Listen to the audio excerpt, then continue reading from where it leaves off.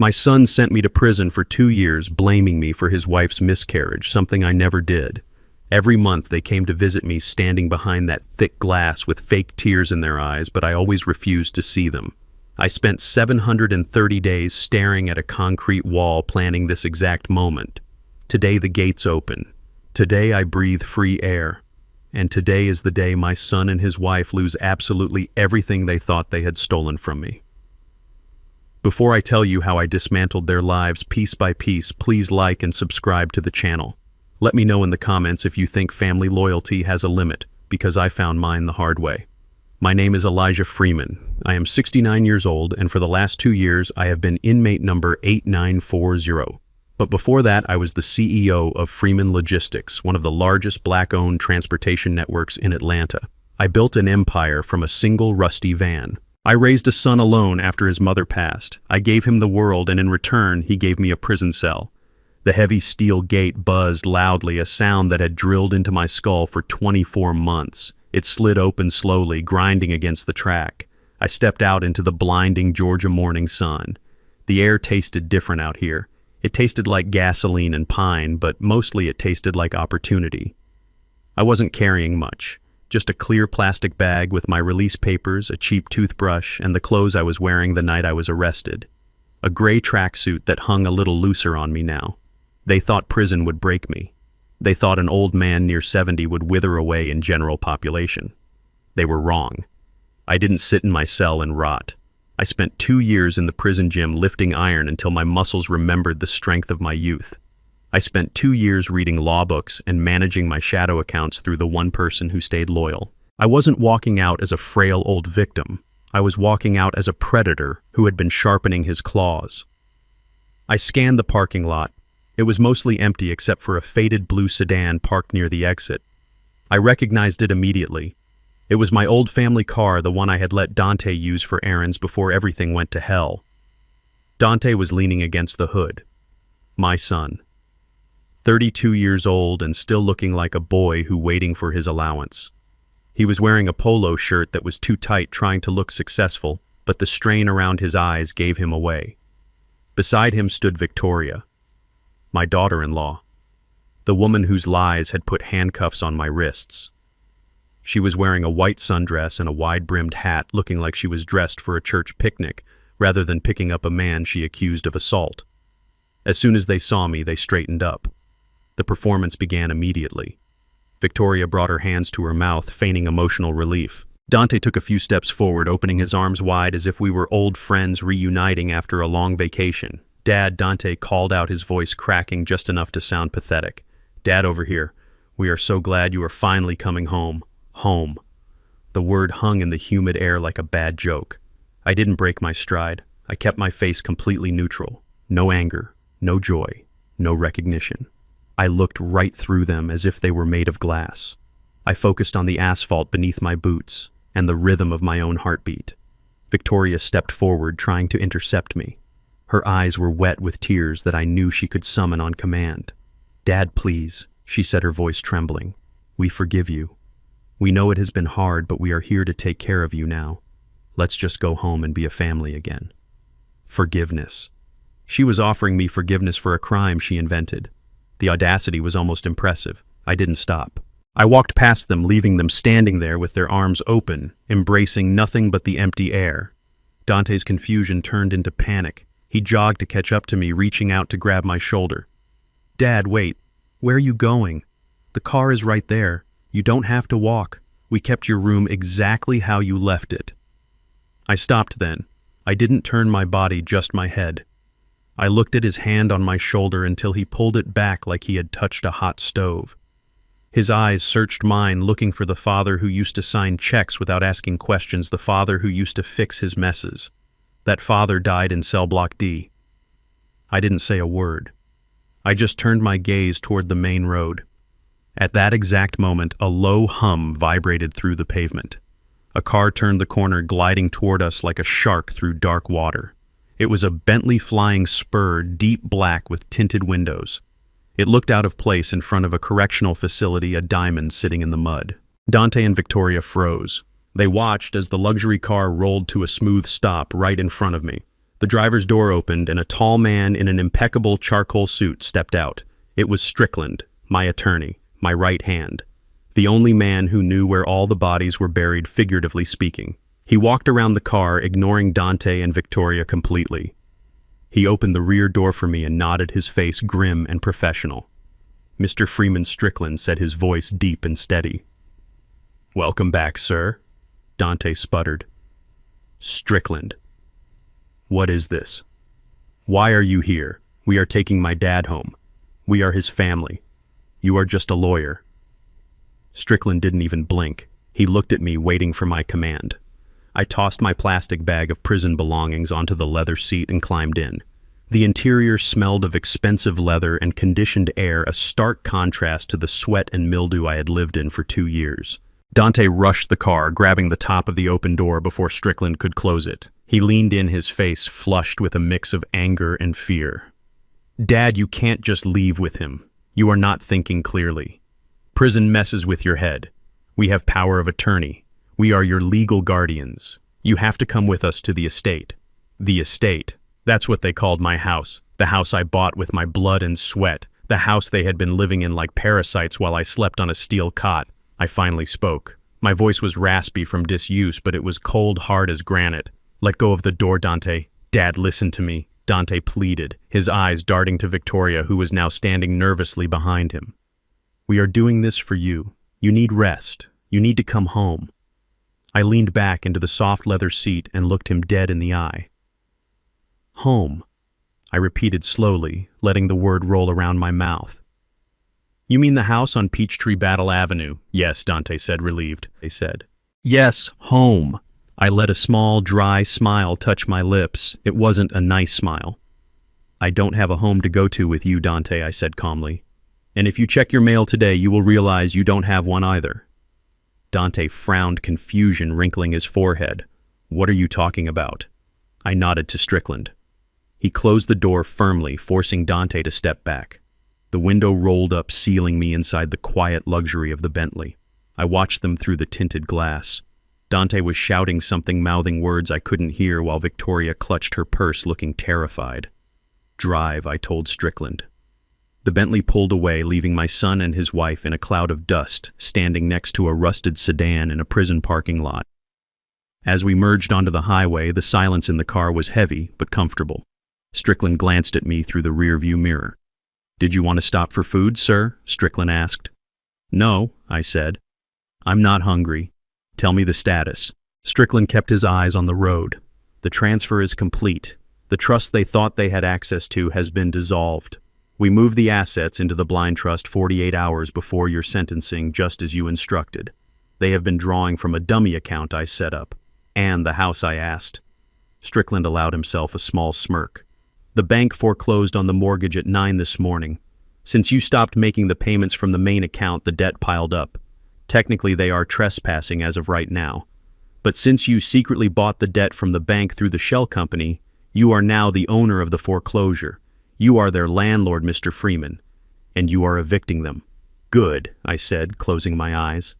I leaned my head back and let the motion of the car soothe me. My mind drifted back to the day it all ended. 2 years ago. The image was burned into my retinas. I remembered standing at the bottom of the grand staircase in my foyer. I had been drinking a glass of scotch, celebrating a new contract. I heard shouting upstairs, Dante and Victoria. They were always fighting about money or about Dante's wandering eye. Then I saw her fall. Victoria tumbled down the stairs. It wasn't a graceful fall, it was violent. She landed at my feet. I did what any human being would do. I dropped my glass and knelt down to help her. I reached out to check her pulse to see if she was breathing. That was when Dante appeared at the top of the stairs. His eyes were wide with panic, but then he saw me kneeling over her, and the panic shifted into something calculating. When the police arrived, the story had already been written. Victoria, through her tears, told the officers that I was drunk. She said I had been aggressive. She said I pushed her because I was angry about their spending. She said I killed her baby. I was innocent. But the optics were terrible.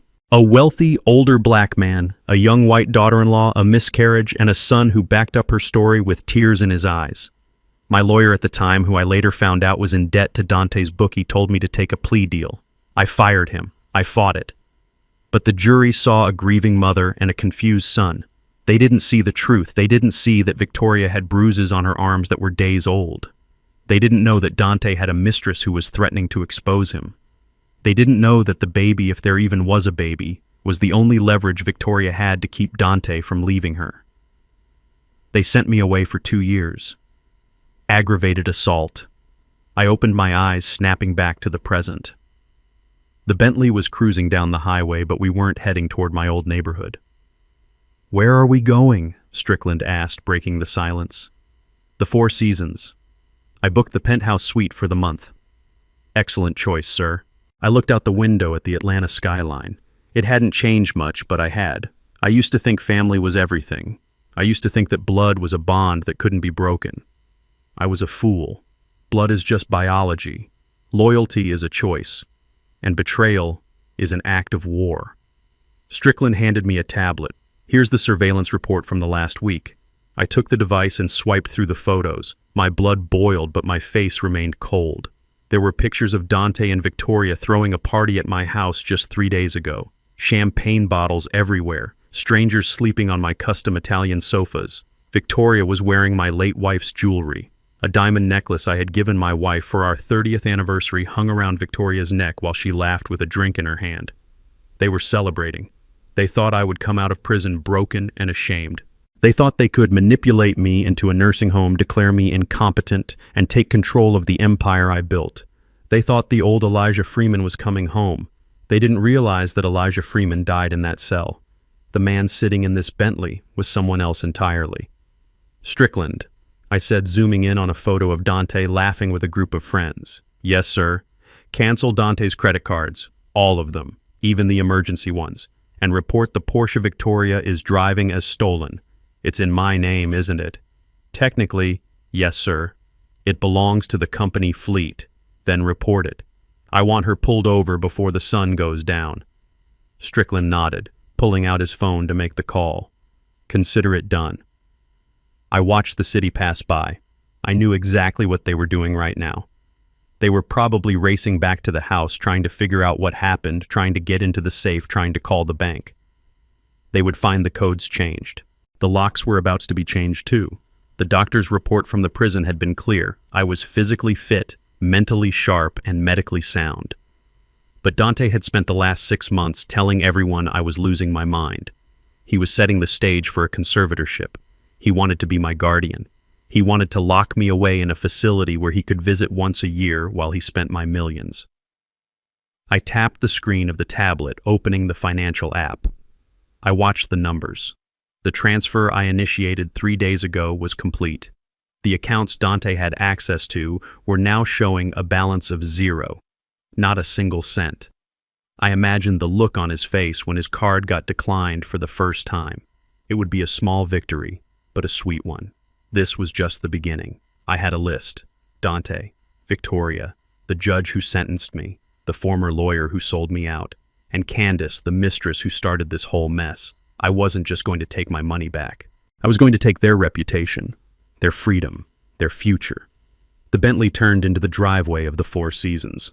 The valet rushed to open the door. I stepped out, adjusting my suit jacket.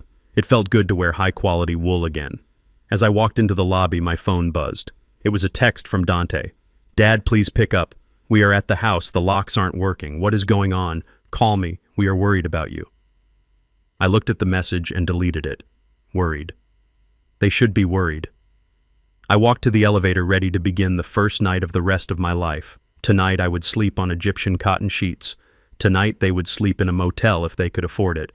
The elevator doors closed and I saw my reflection in the polished metal. Gray beard eyes, sharp as flint shoulders broad. I looked like a man ready for war. Let the games begin. I sat at the mahogany dining table in the penthouse suite of the Four Seasons, overlooking the glittering lights of Atlanta. A medium-rare ribeye steak and a glass of vintage Cabernet sat before me. For the first time in 730 days, I wasn't eating slop on a metal tray with a plastic spork. I sliced the meat slowly, savoring the resistance of the knife and the silence of the room. But peace is a luxury men like me are rarely afforded for long. A heavy pounding on the double doors shattered the quiet. I didn't jump. I didn't even look up from my meal. I knew who it was. They had bribed a bellhop or caused a scene in the lobby to get up here. Desperation makes people bold, and my son was nothing if not desperate. The doors burst open. Dante marched in first, his face flushed with a mixture of exertion and faux concern. Victoria trailed behind him, clutching her designer purse like a shield, her heels clicking sharply on the marble floor. Dad, Dante shouted, breathless. Dante shouted, "Thank God we found you." The concierge tried to stop us, but I told him it was a medical emergency. I took a sip of wine, letting the rich liquid coat my tongue. I didn't offer them a seat. I didn't offer them a greeting. I just watched them invade my sanctuary like the parasites they were. Dante rushed to the table, placing his hands on the white tablecloth, leaning in close. His breath smelled of stale coffee and fear. "Dad, you have to stop this," he said, his voice dropping to a patronizing whisper, the kind you use on a toddler or a dementia patient. "You are not well." We spoke to the warden. He said isolation can cause paranoia in older men. "You are confused, Dad. You think we are your enemies, but we are the only ones who care about you." Victoria stepped up beside him, nodding vigorously. Her eyes were wide, pleading. "Pop," she said, using that nickname I always hated. "Please listen to Dante. We were so worried when you got into that car with a stranger. You need to be home where we can monitor your medication. You need rest. You are clearly having an episode. An episode. That was their angle. They were trying to build a narrative right here in this hotel room. If they could convince the staff or the police that I was senile, they could drag me back to the house and lock me away. It was a clumsy attempt at gaslighting, but I could see the panic underneath it. They needed me back under their thumb because without me they were drowning." I carefully placed my knife and fork on the plate. The clink of silver against china echoed in the tense room. I picked up a linen napkin and wiped my mouth. "Are you finished?" I asked, my voice low and steady. Dante blinked, taken aback by my calm. "Dad, we are not trying to fight you. We just want to take care of you. You are old now. You spent 2 years in a cage. It breaks a man's mind. You need us to manage things. You need us to make the decisions." I stood up then, slowly. I unfolded my full height, towering over my son. He took a half step back, instinct overriding his arrogance. "You talk about my time in that cage like you didn't put me there, Dante," I said. "You talk about care like you know the meaning of the word." I turned and walked to the small side table near the window where my leather briefcase sat. I opened it and pulled out a thick manila envelope. I tossed it onto the dining table. It slid across the smooth wood and stopped right in front of Victoria. "Open it," I commanded. "What is this?" Dante asked, eyeing the envelope suspiciously. "Open it," I repeated, my voice cracking like a whip. Victoria reached out with a trembling hand and undid the clasp. She pulled out a stack of glossy 8x10 photographs. As she shuffled through them, the color drained from her face, leaving her looking like a wax doll. Dante looked over her shoulder and I saw his jaw clench. These were the photos my private investigator had taken. High-resolution images of the life they lived while I was rotting in a 6x8 cell. "You see, Dante," I said, walking around the table to stand behind them. I had a lot of time to think in prison. But I also had a lot of time to read reports. You told the judge you were devastated by the tragedy. You told the jury that the stress caused Victoria to miscarry. You stood there in court wearing black suits and crying crocodile tears. I pointed a finger at the top photo. That picture was taken 3 days after my sentencing. 3 days. The photo showed my living room. My furniture had been pushed against the walls to make a dance floor. Dozens of strangers were drinking from my crystal glasses. Dante was standing on my coffee table, holding a bottle of champagne, spraying it over the crowd like a rap star. "And this one," I said, pointing to the next photo. "This is my bedroom." Victoria gasped and tried to cover the image, but Dante had already seen it. It was Victoria lying to my custom-made king-size bed. She wasn't alone. There was a man with her. A man who definitely wasn't Dante. He was younger, a personal trainer type, and they were tangled in my Egyptian cotton sheets. Dante snatched the photo from her hand, staring at it. His face turned a shade of purple I had never seen before. He looked at Victoria, and for a second I thought he might hit her. "You said you were grieving," I said, my voice cold as ice. "You said you couldn't sleep because of the trauma. Looks like you slept just fine, Victoria. In my bed, with a stranger." Dante looked up at me, his eyes wild. "Where did you get these? You were in prison. I have eyes everywhere, Dante. I built this city. Do you think a few bars could stop me from seeing what was happening in my own house?" Victoria started to sob, but it was a dry, ugly sound. "Pop, please let me explain." It was a moment of weakness. "I was lonely. I missed you so much I didn't know what I was doing." "Stop it," I snapped. "Stop the lies. You didn't miss me. You missed my money. You missed the lifestyle I provided. You threw a party to celebrate my incarceration. You drank my wine, you drove my cars, and you defiled my home." Dante crushed the photos in his fist. "This doesn't change anything." He spat, his voice turning venomous. "So what if we partied? We were under stress. We needed to blow off steam. It doesn't change the fact that you are legally incompetent." He reached into his jacket pocket and pulled out a folded document. He slammed it down on the table next to my steak. "This is a durable power of attorney," Dante announced, a triumphant sneer curling his lip. "And this is a petition for emergency conservatorship. We filed it this morning. We have a doctor willing to testify that your behavior is erratic and dangerous. You are coming with us, Dad. And if you refuse, we will call the police and have you committed for a psychiatric hold. We control your accounts now. We control your assets. We control you." He was bluffing, but he didn't know it yet. He thought he held a royal flush. He didn't realize he was playing at a table I owned. I looked at the papers. I didn't even read them. I just laughed. A low, rumbling laugh that came from deep in my chest. "What is so funny?" Dante shouted, losing his composure. "You think this is a joke? I can freeze your bank accounts right now. I can leave you on the street with nothing." "Go ahead," I said. "Do it." Dante glared at me. He pulled out his phone, his thumbs flying across the screen as he logged into the banking app he had been using for the past 2 years, the app that was linked to what he thought was the family trust.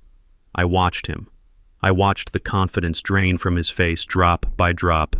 He tapped the screen harder. He swiped down to refresh. He frowned. "What the hell?" Dante muttered. "What is it?" Victoria asked, looking over his shoulder.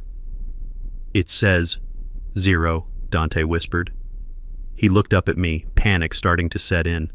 "It says 0 balance. Account frozen. Access denied." He tried another account, then another.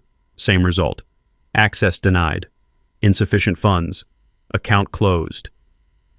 "What did you do?" Dante screamed, throwing his phone onto the table. "Where is the money? There was $4 million in the liquid account last week." I took a slow sip of my wine, enjoying the bouquet. "You are right, Dante. There was money. But it wasn't your money. It was never your money."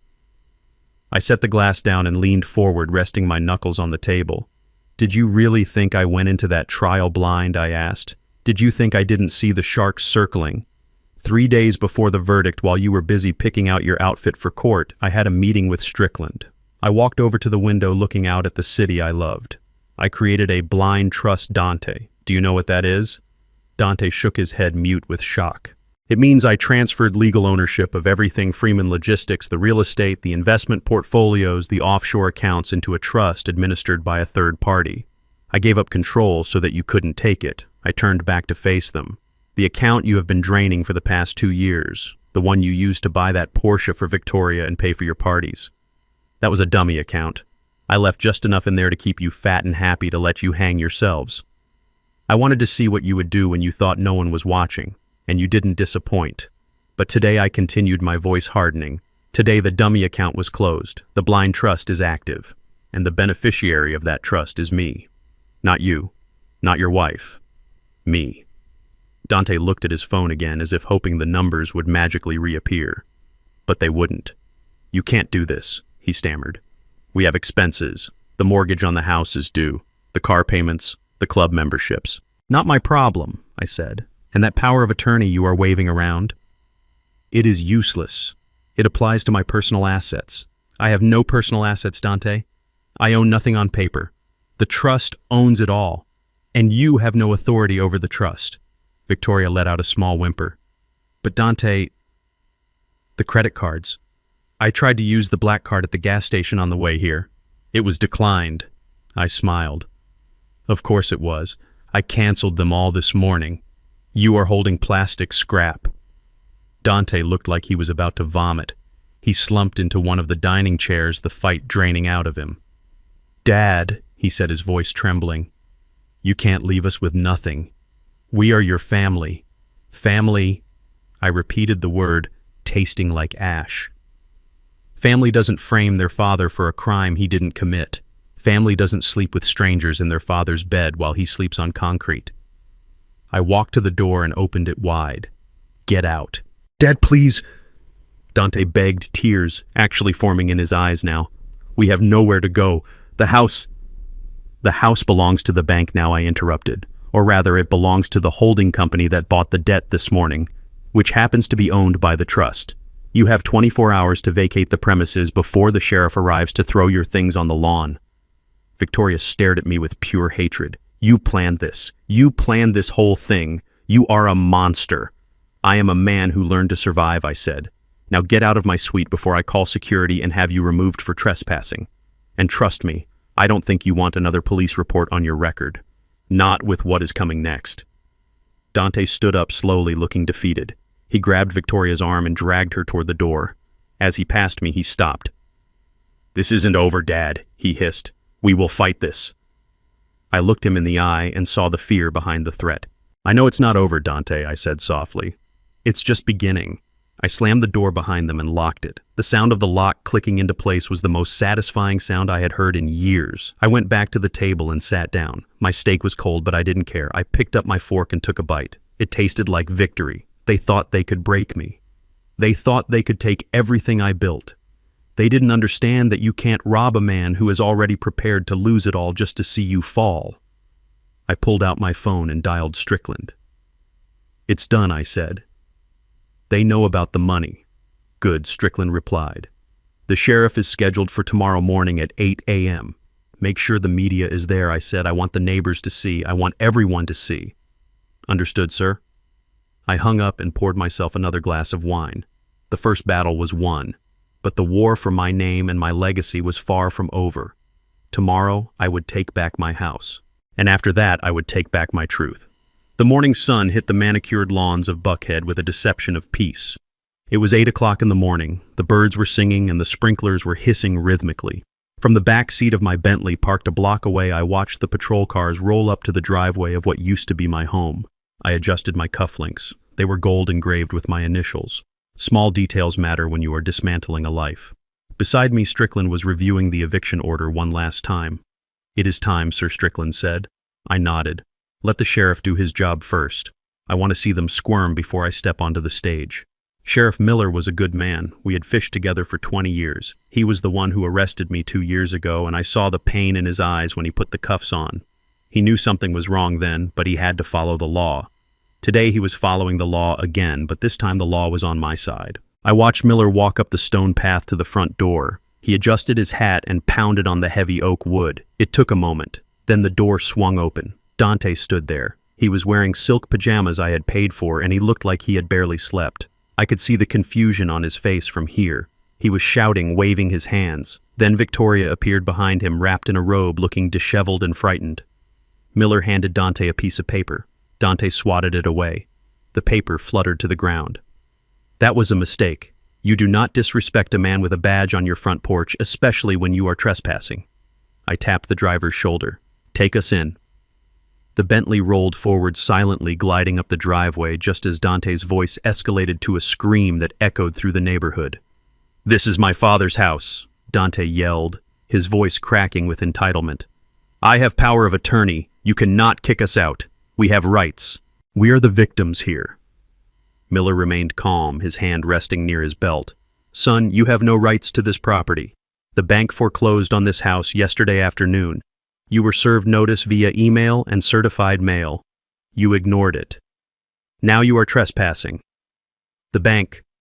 Dante laughed a hysterical sound. My father has millions in the bank. The mortgage is on autopay. You are making a mistake. A huge mistake. Miller pointed to the curb where a team of movers I had hired was waiting. You have 10 minutes to grab your essentials. After that, these gentlemen are going to remove everything else. Dante stepped forward, puffing his chest out, trying to intimidate a man who had stared down armed felons. Do not touch my things. I will sue you. I will sue the department. I will sue the bank. That was my cue. I opened the car door and stepped out onto the driveway. The sound of my dress shoes on the pavement was sharp and distinct. Dante froze. His eyes locked onto me, and for a second he looked like a child caught stealing from the cookie jar. "You won't be suing anyone, Dante," I said, my voice projecting clearly across the lawn. "Dad," Dante stammered. "Dad, tell him. Tell him this is a mistake. Tell him you own this house." I walked past the sheriff and stopped at the bottom of the steps looking up at my son. The dynamic had shifted. He was no longer the master of the manor. He was a squatter. "I did own this house," I said calmly, past tense. "But you see, Dante, mortgages require payments, and since you were so busy spending my money on parties and Porsches, you forgot to pay the one bill that keeps a roof over your head." Dante's face went pale. "The auto pay." "The trust." "I canceled it," I said. "The bank called me in prison 3 months ago. They said the payments were delinquent. I told them to proceed with foreclosure. I let it happen." Victoria let out a gasp, covering her mouth. "You let us lose the house." I ignored her and turned to Miller. "Sheriff, is the property secured?" "It is, Mr. Freeman," Miller said, tipping his hat, "but the current occupants are refusing to vacate." I reached into my jacket pocket and pulled out a folded document. I walked up the stairs, slowly forcing Dante to back up into the foyer. I held the paper up to his face. "Do you know what this is, Dante?" He stared at it, his eyes unable to focus. "This is a deed," I explained. "Yesterday, when the bank finalized the foreclosure, they put the property up for immediate auction to clear the toxic asset. A holding company bought it for cash within 5 minutes. I leaned in closer, my voice dropping to a whisper that only he and Victoria could hear. "I own the holding company, Dante. I bought the debt. I am not your father right now. I am the landlord, and I am evicting you." Dante looked at me with pure horror. "You bought our debt." "I bought my house back," I corrected him. "You just happened to be the infestation living inside it." I turned back to the movers. "Clear it out. Everything. If it is not nailed down, it goes on the lawn." "No," Dante screamed, lunging for the first mover who walked through the door. Miller stepped in smoothly, grabbing Dante's arm and twisting it behind his back. Dante yelped in pain. "Mr. Freeman," Miller warned, "if you interfere with the eviction, I will arrest you for disorderly conduct and resisting an officer. Do you want to go to jail today?" Dante slumped defeated. Miller let him go and shoved him toward the lawn. Victoria ran after him, crying hysterically. The movers descended like locusts. They were efficient. I had paid them extra for speed. They marched into the house and started hauling out furniture, clothes, electronics, and boxes. It was a spectacle. And spectacles attract an audience. I stood by my Bentley watching. The neighbors were coming out. These were the same neighbors who had turned their backs on me 2 years ago. The same people who had whispered that I was a violent man, that I belonged in prison. Now they stood on their porches, phones in hand, recording the downfall of the Freeman dynasty.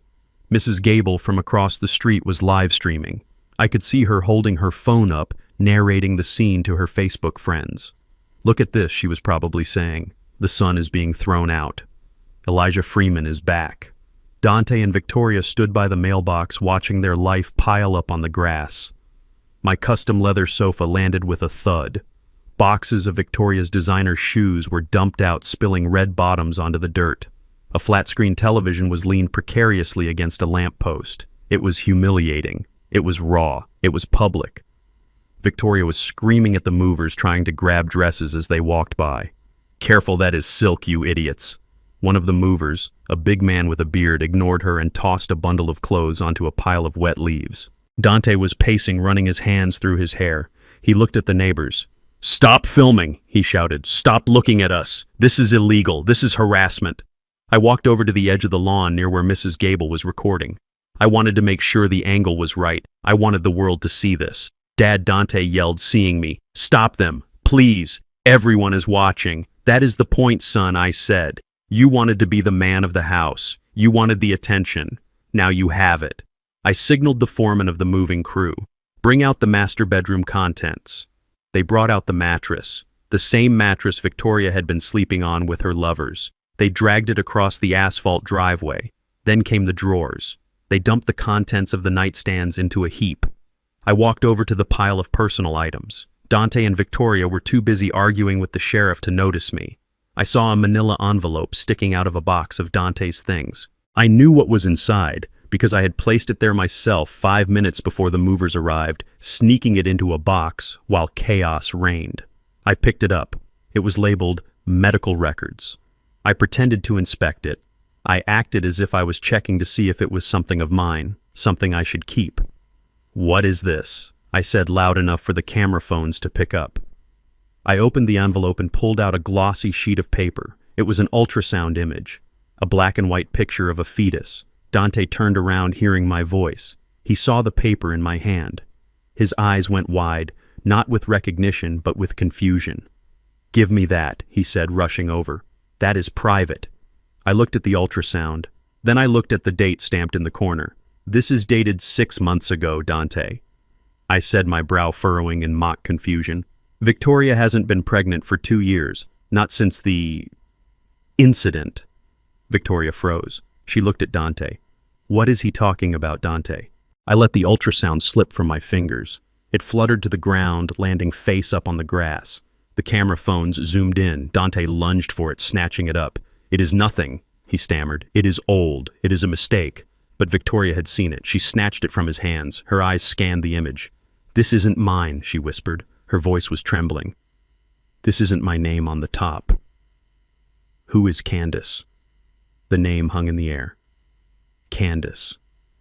Dante's face turned a color I didn't think was possible for a human being. He looked at me, and he knew. He knew I knew. I didn't say a word. I just looked at him with cold, dead eyes. I had planted the seed. Now I would watch the weeds grow. "Who is Candace?" Victoria screamed, shoving the paper into Dante's chest. "Is this why you have been disappearing on Tuesday nights? Is this where our money went?" Dante tried to grab her, tried to shush her. "Baby, not here. Not in front of him. Not in front of the cameras." But it was too late. The neighbors were eating it up. The comments on the live streams were probably flying. The perfect grieving couple was crumbling in real time on their front lawn. I turned my back on them and walked toward the Bentley. Strickland was waiting by the open door. "Is it done, sir?" Strickland asked. "The eviction is done," I said. "The destruction has just begun." I got into the car. As we drove away, I looked back one last time. Dante and Victoria were screaming at each other in the middle of a pile of garbage. The sheriff was shaking his head. The neighbors were still filming. They had 24 hours to find a place to sleep. They had $0 in their accounts. And now they had a mystery woman and a baby that wasn't theirs tearing them apart from the inside. I pulled out my phone and dialed a number. "Did you see it?" I asked the person on the other end. "Yes, Mr. Freeman," the voice replied. "It was perfect." "Good," I said. "Now get Candace ready. She is up next." I hung up. The car turned the corner and the house disappeared from view. But the image of Dante's face when he saw that ultrasound would keep me warm for a long time. He wanted to play games with my life. He wanted to frame me. He wanted to steal my legacy. He forgot one thing. I was the one who taught him how to play, and I always kept an ace up my sleeve. Next stop, the bank. I had to make sure the acquisition of the media company was proceeding on schedule. If they wanted to cry to the press, I wanted to make sure I owned the microphone. The neon sign of the Starlight Motel buzzed with a dying flicker, casting a sickly yellow light onto the cracked pavement of the parking lot. This was where the dynasty of Dante Freeman had relocated. Room 104. $40 a night, cash only. It was a far cry from the 7-bedroom estate in Buckhead, but it was exactly what they could afford with the cash they had managed to scrape together from pawned watches and hidden stashes. I sat in my suite at the Four Seasons listening to the audio feed from the bug my private investigator had planted in Dante's luggage days ago. The sound quality was crisp. I poured myself a glass of sparkling water and leaned back, prepared to enjoy the show. Victoria was screaming. Her voice, usually so composed and dripping with false sweetness, was now shrill and jagged. "You are useless, Dante," she shrieked. "Look at this place. There are stains on the sheets. There are bugs in the bathroom. I cannot live like this. And that ultrasound, Dante. Who is she? Who is Candace?" I heard the sound of glass breaking. Dante must have thrown something. "It doesn't matter who she is," Dante yelled back, his voice thick with panic. "She is nobody. She was a mistake. I was stressed, Victoria. You were cold. You were popping pills and staring at the wall. I needed an escape." An escape. Victoria laughed a bitter, hollow sound. You needed an escape. I lied to the police for you. I perjured myself in court for you. I sent your father to prison to save your skin, and you thank me by sleeping with some woman named Candace. You are pathetic. The arguing continued in circles, a snake eating its own tail. They blamed each other for the eviction, for the frozen accounts, for my return. They were rats trapped in a sinking ship, turning on one another to survive. Then Dante's phone rang. The ringtone cut through their shouting. Answer it, Victoria hissed. It is probably a bill collector already. Dante answered on speakerphone. Hello, Dante baby, a female voice purred through the speaker. It was a voice I recognized from my surveillance reports. Candace. Where is my money, Dante? Candace asked, her tone shifting from seductive to sharp in a heartbeat. It is the 1st of the month. You didn't send the transfer. Rent is due and my baby needs diapers. Dante stammered.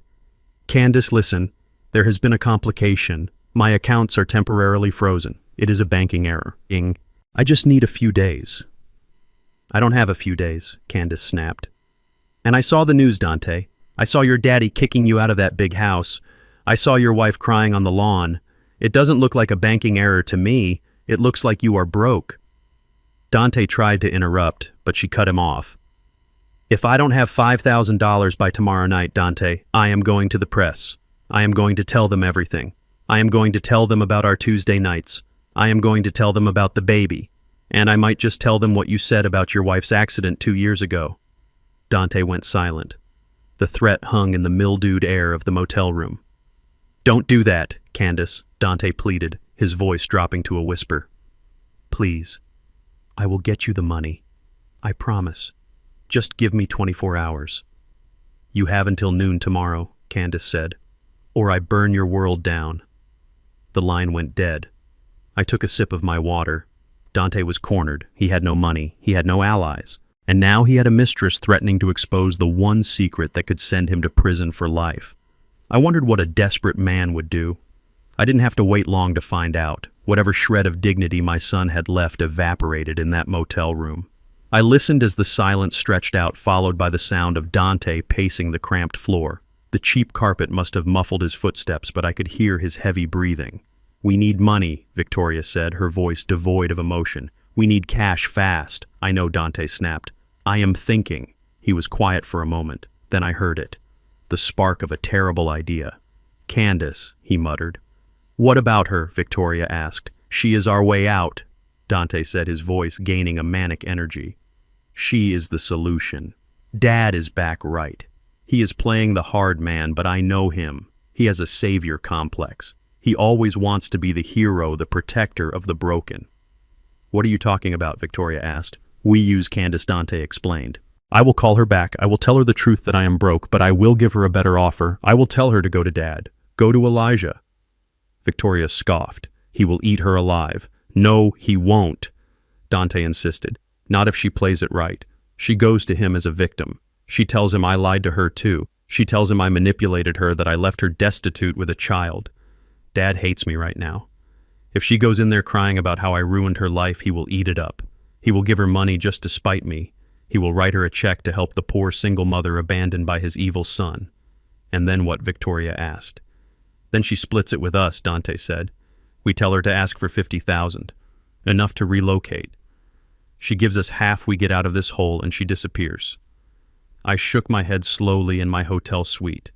My son was not just a criminal, he was a coward. He was willing to pimp out the mother of his child to scam his own father. He thought he knew me. He thought I was a soft touch. He didn't realize that the man who built Freeman Logistics knew how to spot a hustle from a mile away. I listened as Dante made the call. He spun the web perfectly. He promised Candace the world. He told her I was sitting on millions and that I was desperate to prove I was a better man than him. He coached her on what to say. Cry, he told her. Tell him you have nowhere to go. Tell him you are afraid of me. Candace listened. She was desperate too. She agreed to the plan. She is meeting him tomorrow, Dante told Victoria after he hung up. She is going to text him. She will meet him at the old warehouse in the industrial district. Dad still keeps an office there. Victoria laughed a cold sound. I hope she milks him for everything he has. I reached for my phone and dialed Strickland. Get the warehouse ready, I said, and make sure the audiovisual equipment is set up. We We are going to have a guest." The warehouse was a cavernous steel beast on the south side of Atlanta. It was where I stored my first fleet of trucks. The air inside was thick with dust and memories. I sat in a leather chair in the center of the empty floor, illuminated by a single spotlight. Behind me, a massive projection screen stood dark and silent. At 2 in the afternoon, the side door creaked open. Candace walked in. She was younger than I expected, maybe 24. She was beautiful in a rough way, but she had dressed down for the occasion. No makeup, a simple dress that looked worn. She was holding a tissue in her hand.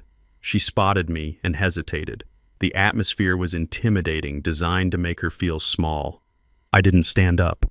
I just watched her walk across the concrete floor, the echo of her footsteps bouncing off the metal walls. "Mr. Freeman," she asked, her voice trembling slightly. "I am Elijah Freeman," I said. "You must be Candace." She nodded, and the tears started instantly, just as Dante had coached her. "I am so sorry to bother you, sir," she sobbed, pressing the tissue to her eyes. I didn't know where else to turn. "Dante, your son, he told me he loved me. He told me he was leaving his wife. I have a baby, Mr. Freeman, a little boy. And now Dante says he has no money. He says he can't help us. He blocked my number." She looked up at me, her eyes wide and pleading. "I am afraid of him," she continued. "He gets so angry. I have nowhere to go. I just need a little help to get back on my feet. I know you are a good man. I know you aren't like him." It was a good performance. Solid B+. If I were the man I was 2 years ago, I might have reached for my checkbook. I might have felt pity for this girl caught in my son's web, but I wasn't that man. "Stop," I said. The word was quiet, but it carried enough weight to silence her instantly. Candace stopped crying. She looked at me confused. "You can stop the act, Candace," I said, leaning forward. "I know Dante sent you. I know you spoke to him last night at 11:45 p.m. I know the plan is to ask me for $50,000 and split it with him." Candace's face went pale. She took a step back, looking toward the door. "I don't know what you are talking about." I picked up a remote control from the small table beside me. "Dante thinks he is playing chess," I said, "but he is playing checkers, and he is bad at it. He thinks I am a mark. He thinks I am a senile old man with a bleeding heart." I pointed the remote at the screen behind me. "But Dante has a habit of talking too much, Candace, especially when he thinks he is safe." I pressed the button. The massive screen flickered to life. The audio boomed through the warehouse speakers. It was a video recording, grainy but clear enough. It was taken from inside my house 2 weeks before I was released. My private investigator had placed a camera in the ventilation vent of the master bedroom. On the screen, Dante and Victoria were sitting on the bed. They were drinking wine and laughing. "What about the girl Victoria asked on the video? The one from the club? Candace, is she going to be a problem?" Dante waved his hand dismissively. "Candace is a nobody, babe. She is just a ratchet side piece. She thinks she has leverage because of the kid, but she doesn't know who she is dealing with." On the warehouse floor, the real Candace froze. Her eyes were glued to the screen. "If she gets too loud," Dante continued on the video, a cruel smirk on his face. "We handle her. We plant something in her car. A little meth, maybe some fentanyl. Make an anonymous call to the cops. She has a record, right? Who are they going to believe? A wealthy businessman or a single mom with a drug problem? She will lose the kid to the state and she will be locked up for 10 years. Problem solved." Victoria laughed on the screen. "You are wicked, Dante." I pressed the button again and the screen went black. The silence in the warehouse was heavy. Candace was shaking, but not from fake sorrow this time. She was shaking with rage. Her hands were clenched into fists at her sides. "He called me a nobody," she whispered. "He said he would plant drugs on me. He said he would take my son." I stood up and walked toward her. "He was going to use you, Candace," I said. "He was going to use you to get money from me, and then he was going to destroy you. That is who my son is. That is who he has always been." I stopped a few feet from her. "He sent you here to rob me, but he sent you into a lion's den without a weapon." Candace looked at me, tears streaming down her face again, but these were real. These were tears of fury. "What do you want?" she asked. "Why did you show me this?" "Because I have a proposition for you," I said. "I don't want your money." She spat. "I want him to suffer. I want to burn him down." "Good," I said, smiling for the first time. "Because that is exactly what I need." I reached into my jacket and pulled out an envelope. It wasn't money. It was a plane ticket and a key to a safe house I owned in Savannah. You are going to help me, Candace, I said. You are going to be the witness that buries him. You know things. You know about the night of the accident 2 years ago, don't you? Dante talks when he is drunk. He talks to you. Candace nodded slowly, wiping her face. He told me. He told me everything. Then you are going to testify, I said. But not yet. First we need to let him think he won. I handed her the envelope. Go to Savannah. Lay low. When I call you, come running. And bring the boy. Dante's son. My grandson. Candace took the envelope. She looked at the screen where Dante's face had been and then back at me. He is going to pay, she said, her voice hard. With interest, I assured her. She turned and walked out of the warehouse. She walked differently now. She walked like a woman with a mission. I watched her go. Dante had made a fatal error. He thought people were disposable. He thought he could use them and throw them away. He didn't realize that discarded things have a way of coming back to haunt you. I checked my watch. Phase 1 was complete. The eviction was public. The mistress was turned. Now it was time to turn up the heat on the public stage. Dante wanted attention. I was about to give him the kind of spotlight that burns. I dialed Strickland. Is the interview set up? I asked. Yes, sir, Strickland replied. Tomorrow night. Prime time. Excellent, I said. Get the tape ready. The one from the kitchen. It is ready, sir. I hung up and walked out of the warehouse, leaving the darkness behind me. Dante thought he was fighting for his life. He didn't know he was already dead. He just hadn't hit the ground yet. The warehouse was silent except for the low hum of the industrial cooling fans overhead. The air was thick with dust and the weight of a 2-year-old lie that was finally about to be dissected. I sat in my leather chair staring at Candace. She was still standing in the center of the concrete floor, clutching the envelope I had given her like a lifeline. Her eyes were red, but her chin was up. She was ready to talk, and I was ready to listen to the autopsy of my own life. Tell me, I said, my voice echoing off the steel walls. Tell me exactly what happened that night. Not the version you told your friends. Not the version Dante told me. The truth. Candace took a deep breath. She looked at the floor, then back at me. I was there, she whispered. I frowned. I know you were seeing him. I know he told you about it later. No, Mr. Freeman. She interrupted, her voice gaining strength. You do not understand. I was in the house. I was there when it happened. My hands tightened on the armrests of my chair. The police report said only 3 people were in the house. Me, Dante, Victoria. If Candace was there, it changed everything. It meant there was an eyewitness. Where were you? I asked. Dante snuck me in around 6, Candace explained.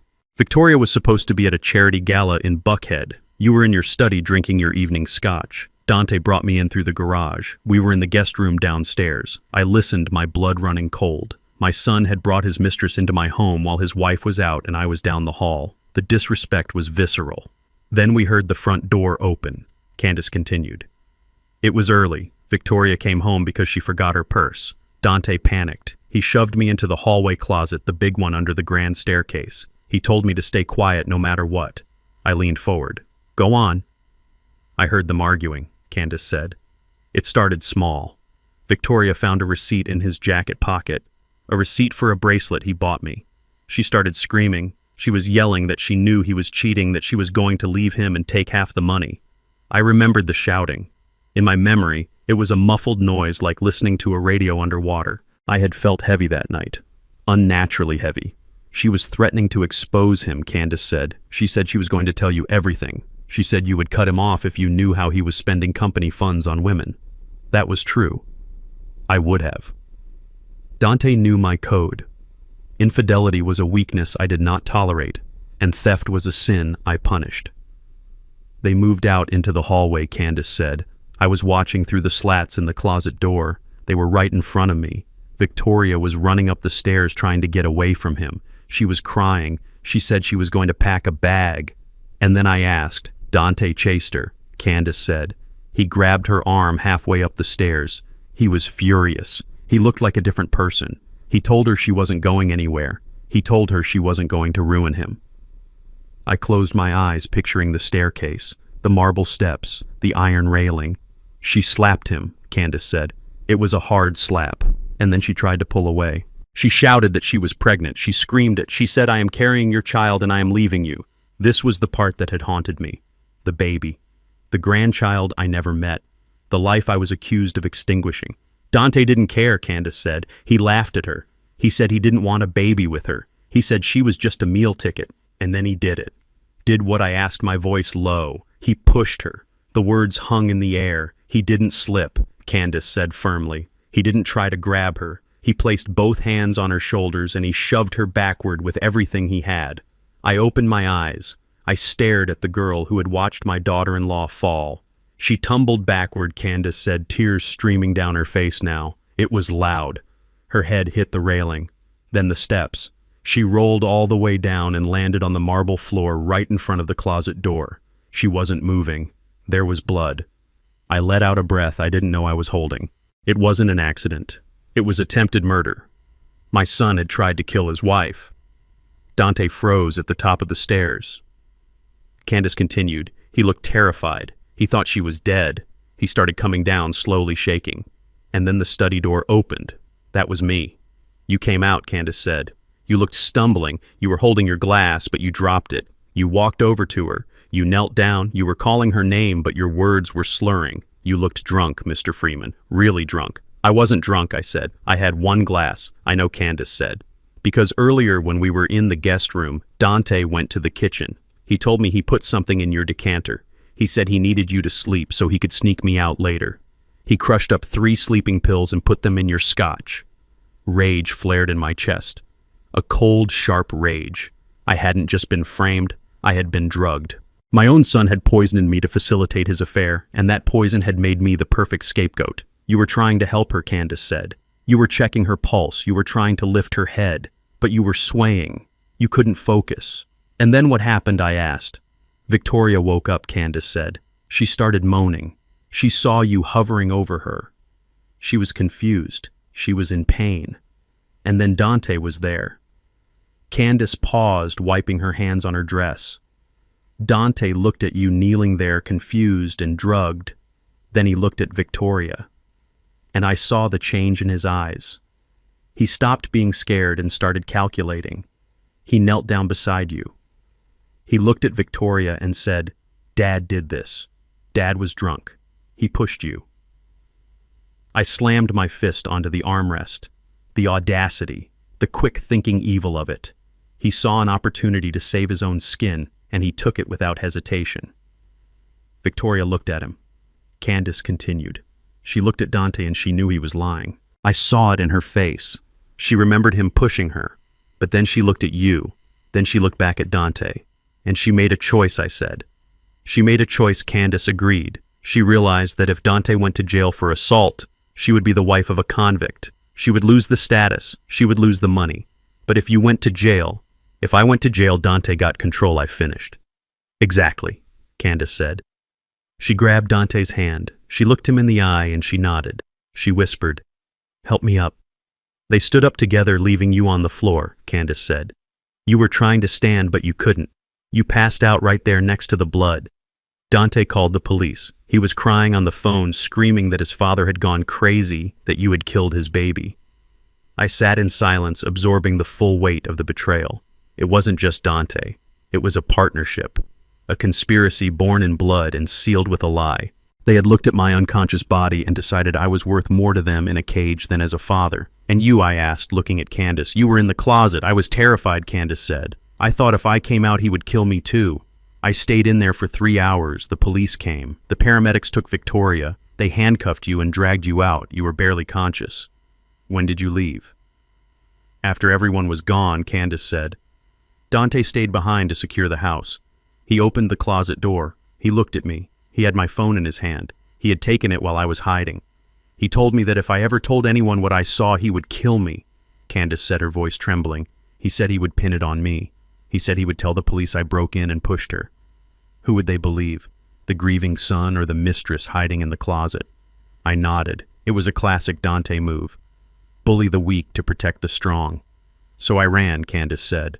I ran and I never looked back. Until he called me yesterday asking for money. I stood up and walked over to her. You have proof, I asked. Because a story is just a story in court. I need something that sticks. I need something that cuts. Candace reached into her pocket. She pulled out a small, shattered iPhone. The The screen was spiderwebbed with cracks, but it looked intact. He smashed my phone before he let me go, Candace said. But he didn't know I had a backup cloud account. And he didn't know that while I was in the closet, I was texting him. I was begging him to stop hurting her. I sent him messages while they were arguing. She handed me the broken phone. But this isn't the proof, she said. This is just the device. The proof is on his phone. She reached into her other pocket and pulled out a folded piece of paper. It was a printout of a screenshot. He texted me the next morning, she said. After you were booked. After the doctors confirmed the miscarriage, I took the paper. It was a text message time-stamped at 4:32 a.m. the morning after my arrest. It was from Dante. The text read, "Keep your mouth shut about the stairs." It worked. The old man is taking the fall. We are clear. If you say a word about me pushing her, I will make sure you disappear. Delete this. He told you to delete it, I said, looking up. I didn't, Candace said. I saved it, just in case. This is it, I said, my voice quiet. This is the nail in the coffin. This text message, combined with the testimony of an eyewitness, proved premeditation, conspiracy, and obstruction of justice. It proved my innocence. And it proved their guilt. You did good, Candace, I said. You did very good. I am not doing it for you, she said, her eyes hard. I am doing it for my son. I don't want him to grow up with a father like that walking free.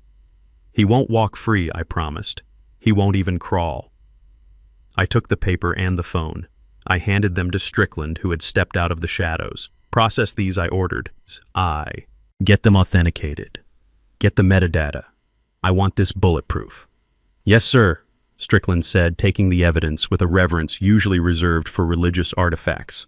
This changes the entire legal strategy. We are not just looking at a civil suit anymore. This is grounds for a retrial and criminal charges against them both. I looked back at Candace. Go to Savannah, I said. The car is waiting outside. Do not speak to anyone. Do not answer your phone. When I need you, I will send for you. She nodded, turning to leave. At the door, she stopped. Mr. Freeman, she said. Yes. He didn't just push her, she said. He smiled when he did it. The door closed behind her, leaving me in the cold silence of the warehouse. He smiled. My son smiled as he tried to murder his wife. And he smiled as he sent me to prison. I walked over to the table and poured myself a drink. Not scotch. Water. I needed a clear head. The gloves were off. They had taken my freedom, my reputation, and 2 years of my life. I wasn't just going to take their money. I was going to take their freedom. I picked up my phone. It was time for the next phase, the public opinion phase. Dante and Victoria were probably already trying to spin the eviction to the press. They were probably calling reporters playing the victim card. I needed to get ahead of the story. I dialed the number of the producer at Channel 8 News. This is Elijah Freeman, I said. I hear you are planning an interview with my son. Yes, Mr. Freeman, the producer said, sounding surprised. We are scheduled for tomorrow night live. He says you threw him out on the street without cause. I let out a short, dry laugh. I am sure he did. But I think your audience might be interested in a different perspective. What do you mean, the producer asked. I mean, I am buying the commercial slots during that interview, I said. All of them. And I have some content I would like to air. There was a silence on the line. You want to buy the ad space during your son's interview. I want to buy the network if I have to, I said. But for now, the ad space will do. And I want to be in the studio, in the shadows. I want to see his face when the truth comes out. Mr. Freeman, that is highly irregular. So is framing your father for assault, I countered. Do we have a deal? I could hear the greed in the producer's voice. The ratings would be astronomical. We have a deal, Mr. Freeman. Excellent, I said. I hung up. Dante wanted to be a star. He wanted the world to see him. Tomorrow night he would get his wish. But the script was about to change, and the ending was going to be a tragedy.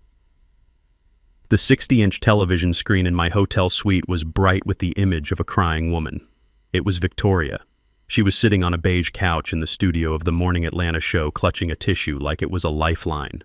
The host, a woman known for her soft questions and sympathetic nods, leaned in close. Tell us, Victoria, the host said, her voice dripping with manufactured concern. What was it like living with Elijah Freeman? Victoria sniffled and looked directly into the camera. Her eyes were red-rimmed, perfect for high definition. It was terrifying, she whispered. He is a powerful man. He controls everything in this city. He used his money to silence us. He threatened to cut Dante off if we ever told the truth about his temper. He is a tyrant. He hates that Dante married me. He never accepted me because I am white. He called me trash. He pushed me down those stairs because he wanted to get rid of his son's mistake. I watched as the lower third of the screen flashed the headline, "Freeman Family Horror, a Daughter-in-Law Speaks Out." I took a sip of my coffee, black, no sugar. My hand did not shake.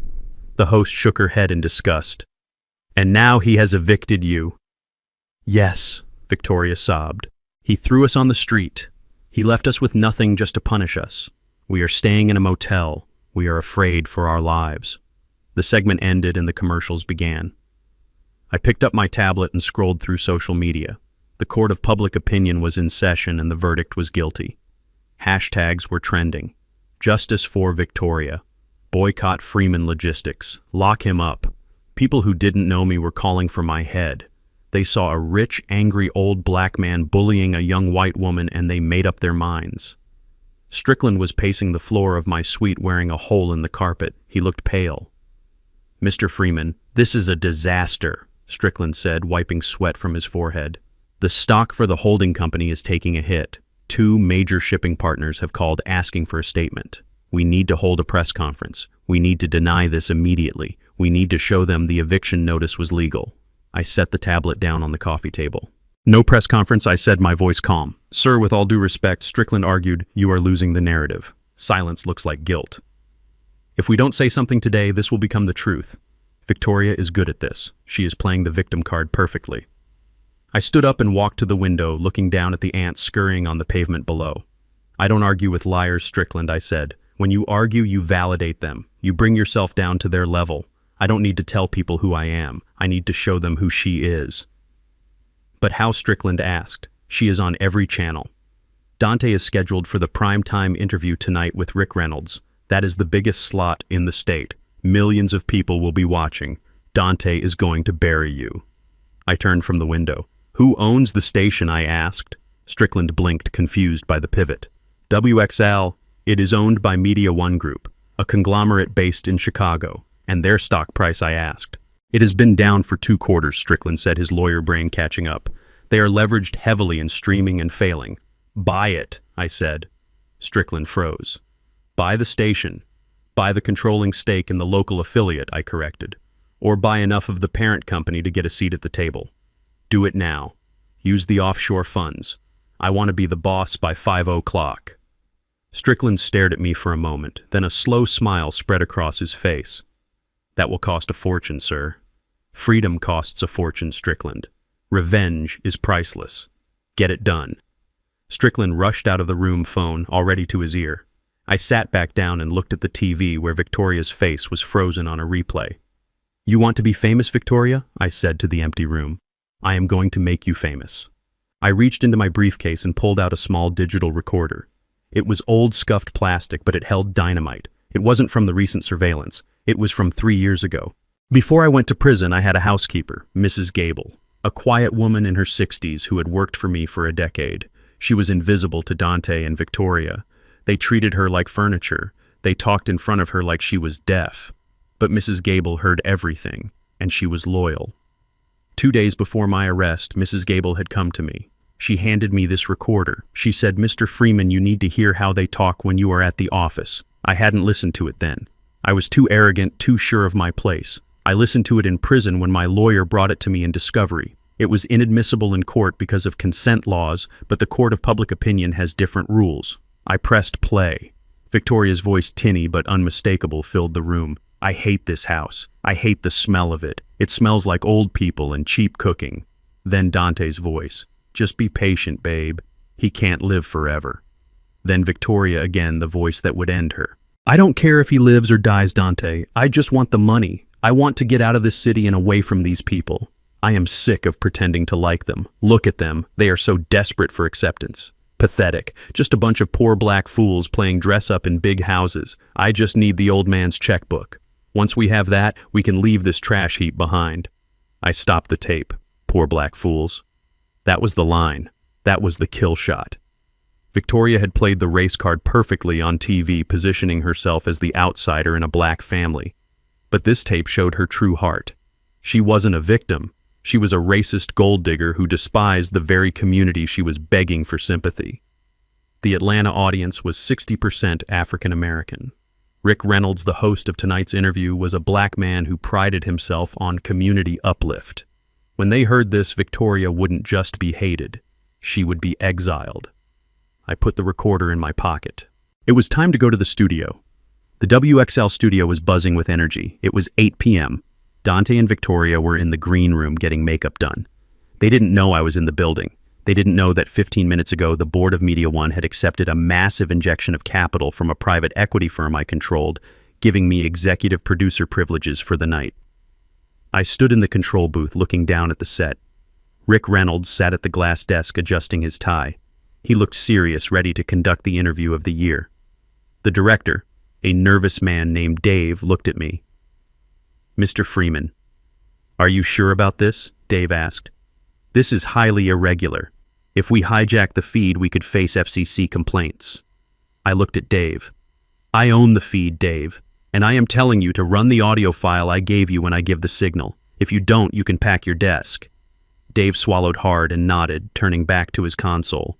On the floor, Dante and Victoria were led out. Dante looked sharp in a navy suit I had bought him 3 Christmases ago. Victoria was wearing black now, the grieving survivor. They held hands as they sat down. The on-air light turned red. "Good evening, Atlanta," Rick Reynolds said, his deep voice smooth as velvet. "Tonight we have an exclusive. The son and daughter-in-law of transport mogul Elijah Freeman are here to tell their side of a story that has gripped our city." I watched the monitors. Dante looked confident. He leaned forward, engaging the camera. "Thank you for having us," Rick Dante said. "It has been a nightmare. My father, he is not the man he used to be. Prison changed him. He is vindictive. He is dangerous." Victoria wiped a tear. "We just want him to get help, but he threw us out. He left us with nothing." Rick nodded sympathetically. "That must be incredibly difficult. The allegations of abuse, Victoria, are they true?"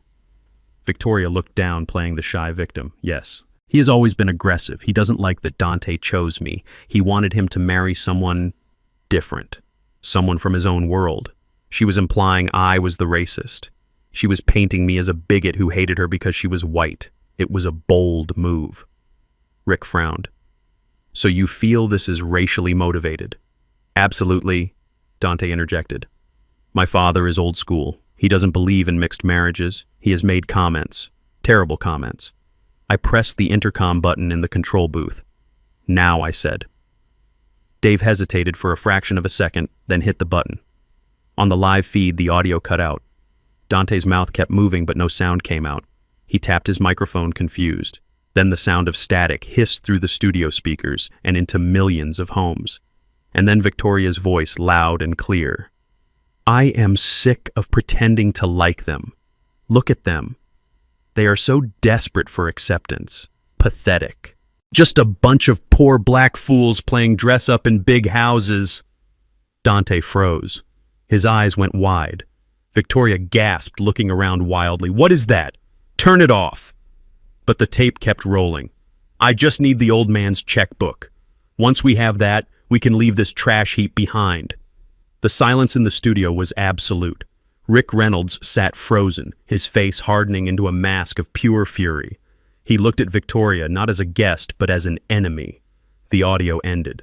The live feed returned to normal sound. Victoria stood up, knocking her chair over. "That is fake. That is AI. I never said that." Dante looked at the camera, then at Rick, then at Victoria. He knew it wasn't fake. He remembered that conversation. It was in the kitchen 3 years ago. Rick Reynolds slowly removed his earpiece. He placed his hands on the desk. "Poor black fools," Rick repeated, his voice icy. "Is that what you think of us, Victoria? Is that what you think of this city? Of the people watching you right now?" "No," Victoria screamed. "No. It is a lie. Elijah did this. He is manipulating you." I stepped out of the shadows of the control booth and walked onto the balcony overlooking the studio floor. The stage lights caught me. Dante looked up and saw me. "Dad," he whispered. I looked down at them like a god looking at insects. I didn't say a word. I didn't have to. The tape had said everything. Rick Reynolds looked up at me, then back at Dante. "I think this interview is over," Rick said. "Cut the feed." The screens went black, but the damage was done. It was live. It was out there. Victoria was hyperventilating, grabbing Dante's lapels. "You have to fix this, Dante. Do something." Dante pushed her away. "Get off me. You stupid. You said that. I told you to be careful." "Security," Rick barked. "Get them out of my studio, now!" Two large guards stepped onto the set. They grabbed Dante and Victoria by the arms. "Wait!" Dante shouted as he was dragged away. "My father set me up. He owns this place. Look at him." I stood on the balcony watching them get hauled out the back exit. I pulled out my phone. My social media feed was refreshing so fast it was a blur. The hashtag #NasherJustice for Victoria had vanished. In its place, a new one was trending. Victoria the racist. People were posting the clip. They were dissecting her voice. They were canceling her. Strickland walked into the booth beside me. "The stock price for the station just spiked, sir," Strickland said, checking his phone. Ratings were through the roof. "Good," I said. "Sell it in the morning." I made my point. I looked down at the empty chairs on the set. Victoria's career as a victim was over. She was a pariah now. No one would hire her. No one would believe her. She couldn't walk down the street in Atlanta without being spit on. And Dante. He was guilty by association. He stood by and let her say those things. He was finished. Phase 2 complete. I turned to leave the booth. "Now for the final blow," I said. "The child." Strickland nodded. "Candace is ready, sir. She is at the hotel with the boy." "Let's go," I said. "It is time to introduce Dante to his son, and time to take away the only thing he has left." I walked out of the studio, the sound of chaos fading behind me. My son wanted a war. I just dropped a nuclear bomb, and I was just getting started. The fallout from the television interview was nuclear, but I did not give them time to find shelter. The next morning I summoned Dante and Victoria to the conference room of the Four Seasons. They arrived looking like ghosts. Dante was unshaven, wearing the same suit from the night before, which now looked slept in. Victoria wore dark sunglasses to hide her swollen eyes, but she could not hide the trembling of her hands. They came because they had no choice. I still held the purse strings, and they were starving for a crumb of mercy. "Sit down," I said, pointing to the chairs on the opposite side of the long glass table. They sat. They didn't look at each other. The unity of their conspiracy had shattered the moment the world heard Victoria's racist rant. Now they were just two drowning people trying not to pull each other down. "What is this about, Dad?" Dante asked, his voice hoarse. "If this is about the interview, I can explain. It was taken out of context." I ignored him. I checked my watch. 10 a.m. The door to the conference room opened. Strickland walked in. But he was not alone. Behind him was Candace, and in her arms she held a boy. The child was small, with curly hair and skin the color of café au lait. He was clinging to Candace, looking around the room with wide, curious eyes. He was wearing a little blue polo shirt and crisp khaki shorts. Dante stopped breathing. I saw the air leave his lungs in a rush. He gripped the edge of the table, his knuckles turning white. Victoria took off her sunglasses slowly, her mouth falling open in a silent scream of recognition. "Everyone meet Leo," I said, my voice calm. Candace walked over and sat in the chair next to me. She bounced the boy on her knee. He looked at me, and for a second I felt something thaw in my chest. He had my nose. There was no denying it. He had the Freeman nose. "What is she doing here?" Dante whispered. "She is here to introduce you to your son," I said. Victoria stood up, knocking her chair back. "This is a lie. That kid could belong to anyone. She is a grifter, Dante. Do not look at her." Dante didn't listen. He was staring at the boy. He was staring at his own face, reflected in a 2-year-old child. "Is he?" Dante asked Candace. "Is he mine?" Candace looked at him with cold indifference. "You know he is, Dante. You stopped paying for his formula 6 months ago to buy Victoria a new purse. Do not pretend you do not know him." Dante looked down, shame washing over him in a visible wave. "Why does this matter?" Victoria shrieked. "So he has a bastard child. So what? We are married. I am his wife. That child is illegitimate. He has no rights." I leaned forward, clasping my hands on the table. "Actually, Victoria, he has all the rights." I motioned to Strickland. He slid a document across the table toward them. It was a copy of my original will, the one I wrote 20 years ago, the one that established the family trust. Read paragraph 4, I commanded. Dante picked up the paper. His eyes scanned the legal text. He stopped. He read it again. His face went gray. What does it say? Victoria demanded, snatching the paper from him. It says, Dante whispered, that the primary beneficiary of the Freeman family trust must be a biological male heir of the Freeman bloodline. It says that if I have a son, the bulk of the estate bypasses me and is held in trust for him until he turns 21. Victoria froze. She looked at the paper, then at the boy, then at me.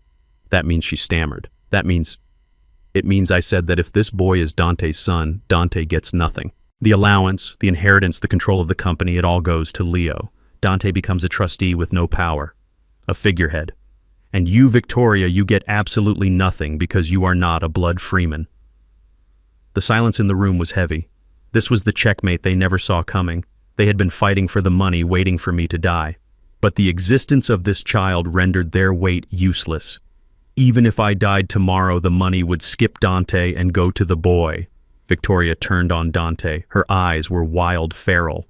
You idiot, she screamed. You ruined everything. You slept with this trash, and now her brat is going to take my money. Your money, Dante shouted back, finding his voice. It was never your money, Victoria. And do not talk about my son like that. Oh, now he is your son. Victoria laughed, a manic sound. 5 minutes ago, he was a secret. Now you are Father of the Year because you realized you are broke. We can fix this, Dante said, grabbing Victoria's arm. We can have our own son. We can challenge the trust. We just need to get pregnant. If we have a legitimate child, the court will favor us. Victoria pulled her arm away violently. She backed away from him, shaking her head. We can't, she whispered. What do you mean we can't? Dante asked. We have been trying. We just need to try harder. No, Dante, Victoria yelled, tears streaming down her face, ruining her makeup. We cannot have a baby. I cannot have a baby.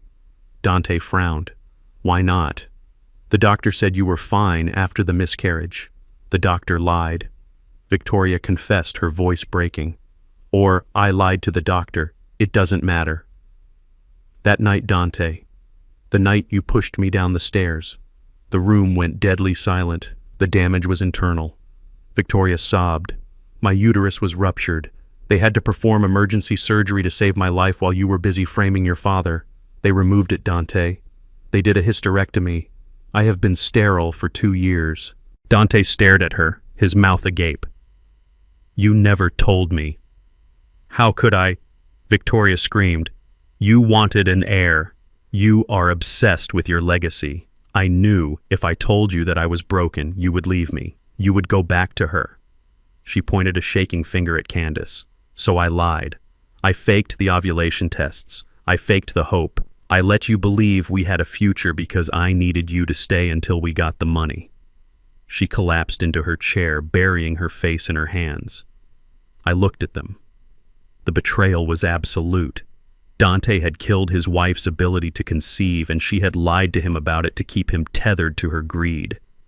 They were a match made in hell. So that is it, Dante said, his voice hollow. It is over. Not yet, I said. I pressed a button on the intercom.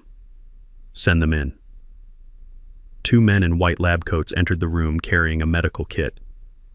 What is this? Dante asked. Verification, I said. We are going to settle this right now. I am not taking anyone's word for anything ever again. We are doing a DNA test, here, now, in front of witnesses. I don't need a test, Dante said, looking at Leo. I know he is mine. Look at him, Dad. He looks just like I did. I don't care what he looks like, I said coldly. I care what the science says. Open your mouth. The technicians swabbed Dante's cheek. Then they swabbed Leo's. Candace held the boy calm and steady. She looked at Victoria with a mixture of pity and triumph. I paid for the expedited rapid analysis, I said. We will have the results in 1 hour. Sit tight. The next hour was the longest of Dante's life. He sat there staring at the boy, trying to catch his eye. Leo ignored him, playing with a toy truck on the floor. Victoria sat in silence, staring out the window, a woman who realized she had gambled her fertility and her soul for a payout that was never coming. Finally, the tablet pinged.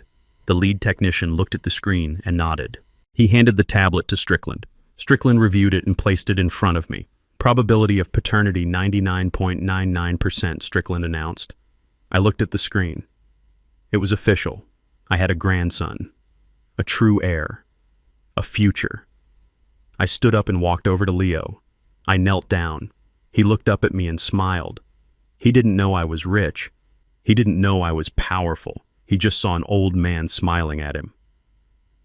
"Hello, Leo," I said softly. "I am your grandfather." Dante stood up too, hope flaring in his eyes. "See, Dad," he said. "He is a freeman. This changes things. I am his father. I have rights. If the money goes to him, I control it until he is of age. That is the law. I am his legal guardian." He looked at Victoria. "We can raise him, babe. We can adopt him, or take custody. Candace is unfit. She has a record. We can take the boy and the trust comes with him." Victoria looked up, the gears in her head turning. She wiped her face. "You are right," she said, her voice gaining strength. "We can provide a stable home. A two-parent household. The courts will prefer us. They were doing it again, right in front of me, plotting to use a human being as a wallet. They saw this innocent child not as a gift, but as a key to a vault." I stood up and faced my son.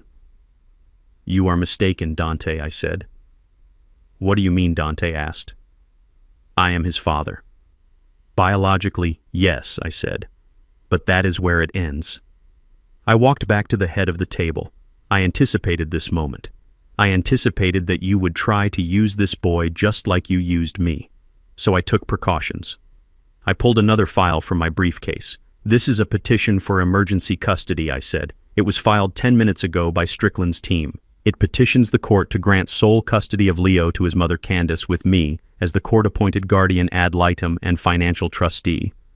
"You can't do that," Dante shouted. "I will fight you. On what grounds?" I asked. "I am his father," Dante repeated. "And you are a gambling addict," I said, dropping the bomb I had been saving. Dante froze. "I bought your debt, Dante. Just like I bought the house. I know about the underground poker games in Buckhead. I know about the bookie in Decatur you owe $80,000 to. I know you stole my wife's jewelry to pay the interest." Victoria gasped. "You stole your mother's jewelry. You told me we were robbed." I ignored her. "I have sworn affidavits from 3 casino managers and your bookie. I have bank statements showing cash withdrawals that match the betting lines.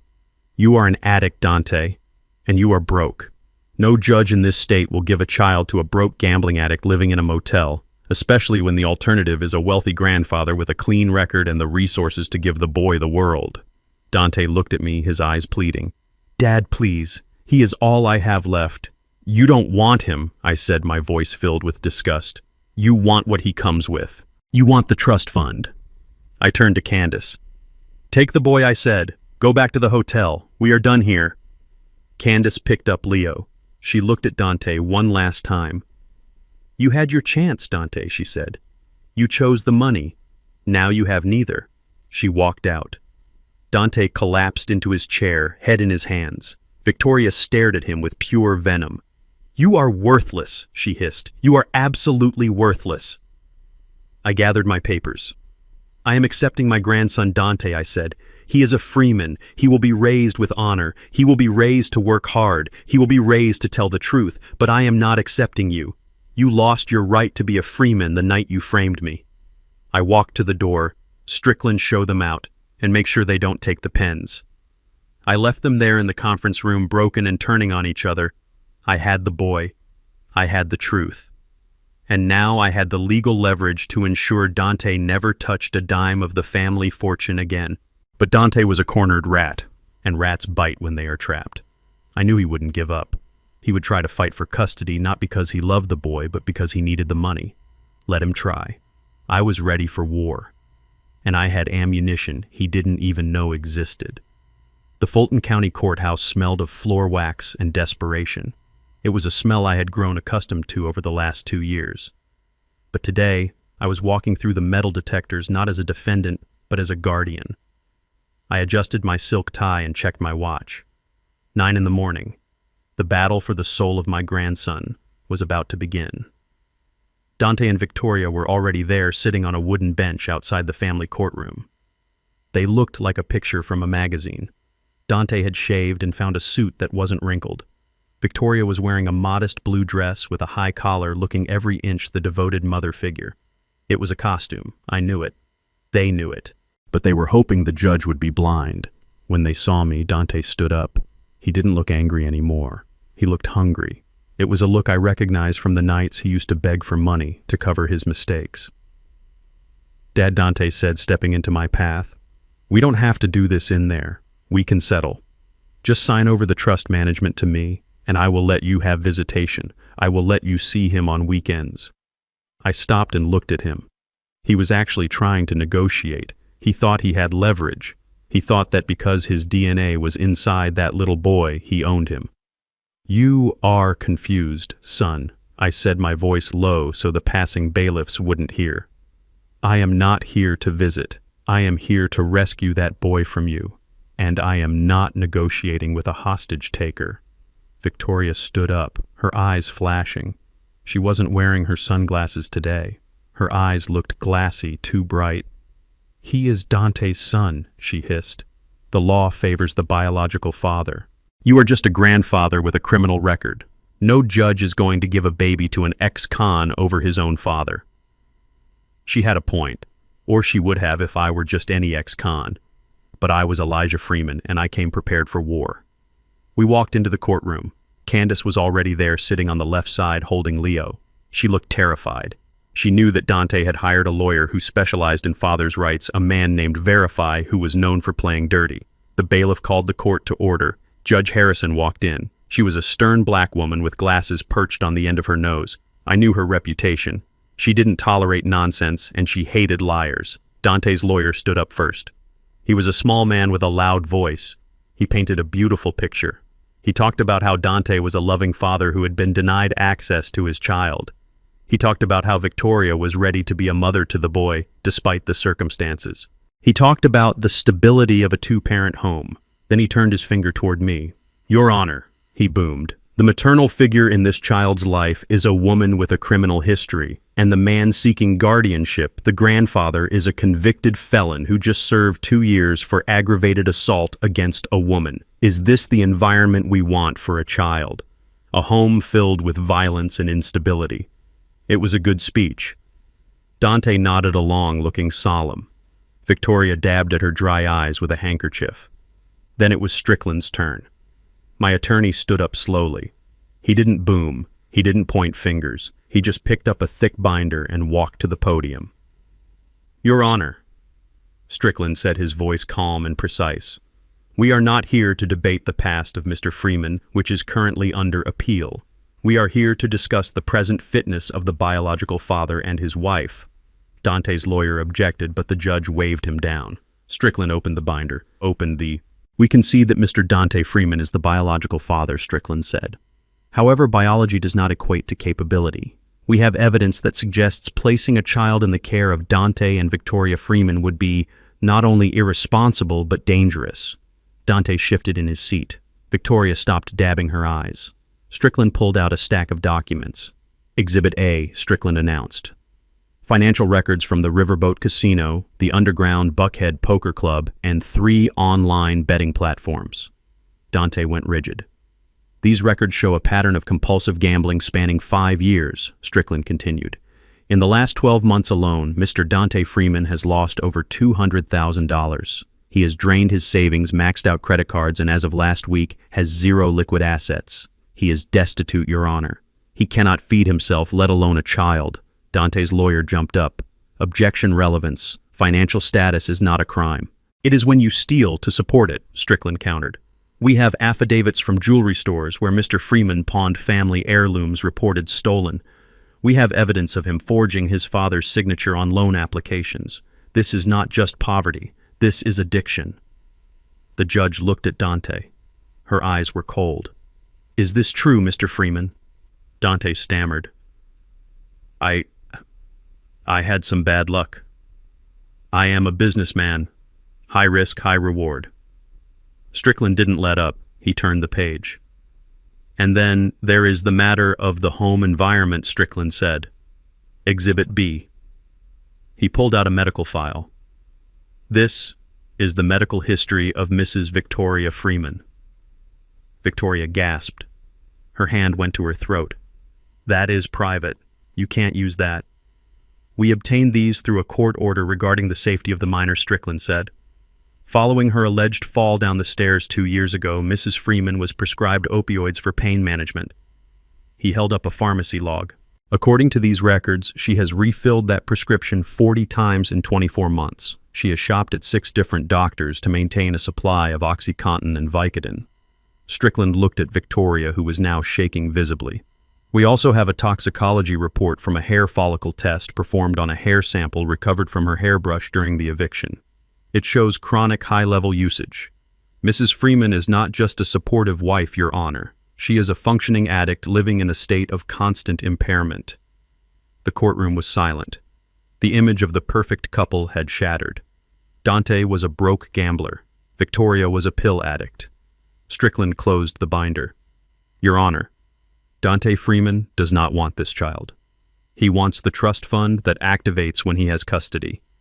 He needs the money to pay his bookies, and Victoria Freeman needs the money to buy her pills. They look at this boy and they see a paycheck." Elijah Freeman looks at this boy and sees a grandson. Dante jumped up, knocking his chair over. "That is a lie.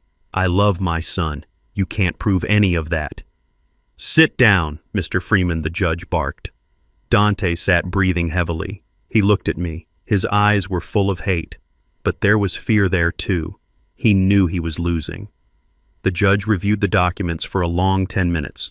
The silence stretched out like a rubber band about to snap. Based on the evidence presented, the judge finally said, "I am granting temporary sole custody to the mother, Candace Williams. Mr. Elijah Freeman is appointed as the guardian ad litem and financial trustee. Mr. and Mrs. Dante Freeman are granted supervised visitation once a month pending the completion of a rehabilitation program for substance abuse and gambling addiction." It was a total victory. Dante put his head in his hands. Victoria stared at the wall, her face blank.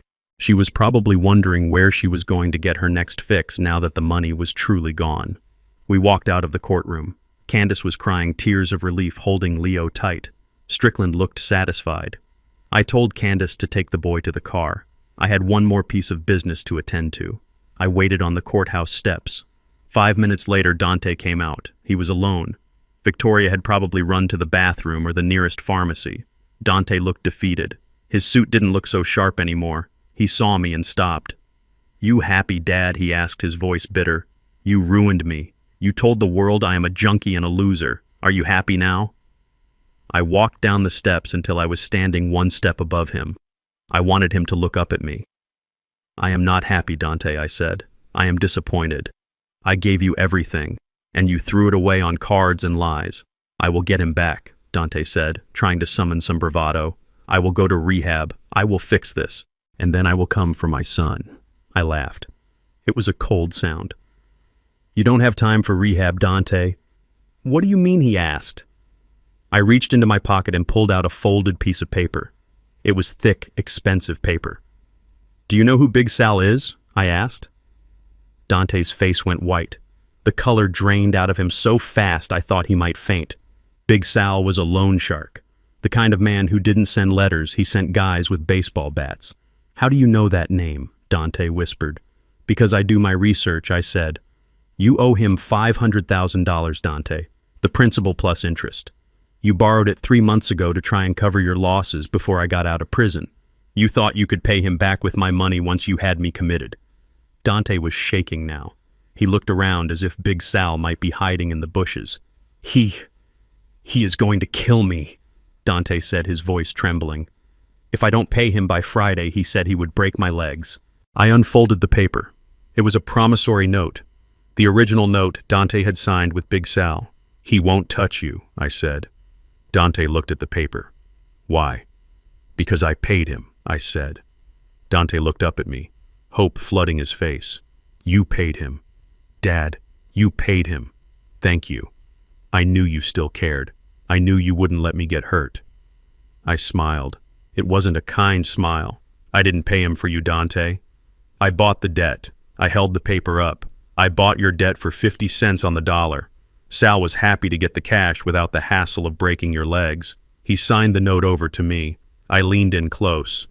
I am your creditor now, Dante. I am the shark. You owe me $500,000, plus interest. And unlike Sal, I don't want your legs, I want your submission. Dante stared at me, horror dawning in his eyes. What do you want? He asked. I want you to sign a document, I said. A document relinquishing all parental rights to Leo, permanently. You sign that paper and this debt goes away. You walk away free, broke but free. And if I don't, Dante asked. If you don't, I will enforce this note, I said.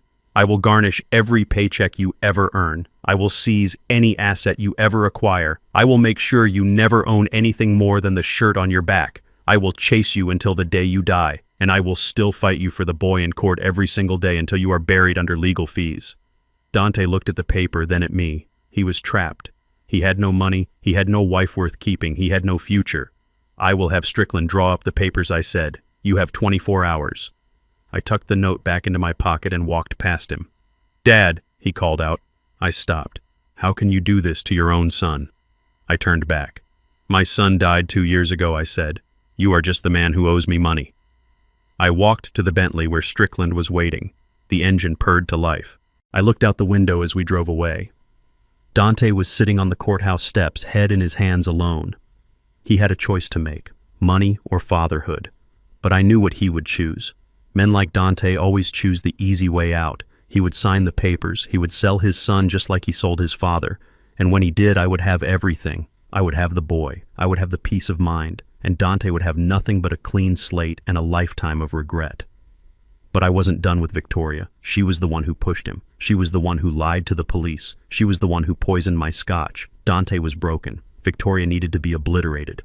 I pulled out my phone. Strickland, I said. Yes, sir. Where is Victoria now? She is at a pharmacy on Peachtree, sir, trying to refill a prescription. Good, I said. Send the video to her phone. Which video, sir? The one from the warehouse. The one where Dante admits he wants to get rid of her to be with Candace. Strickland chuckled. That will cause some friction, sir. That is the point, I said. Divide and conquer. I leaned back. The war was almost over. Just one more battle, and this one was going to be personal. The Starlight Motel parking lot became the stage for Victoria's final humiliation. It was Tuesday morning. The air was thick with humidity and the smell of exhaust fumes. I watched from the tinted window of my Bentley parked across the street as the repo man hooked the chains onto the bumper of the white Porsche. That car had been her pride. It was the symbol of the status she had stolen from me. She used to drive it through Buckhead like she owned the city, wearing sunglasses that cost more than most people's rent. Now she was screaming at a man in a grease-stained jumpsuit while wearing sweatpants and flip-flops. Don't touch it, she shrieked, clawing at the tow truck driver's arm. You cannot take this. My father-in-law pays the lease. Call him. There is a mistake. The driver didn't even look at her. He just kept cranking the winch. Lady, the lease has been in default for 60 days. The order came through yesterday. Step back or I am calling the cops. Victoria fell back onto the dirty asphalt, watching as the car was lifted into the air. It was the last remnant of her fake life being dragged away. Dante wasn't even there to help her. He was inside the motel room, probably passed out from a night of cheap liquor and self-pity. I signaled Strickland to drive on. I didn't need to see anymore. The car was just metal and rubber. The real destruction was happening inside her head.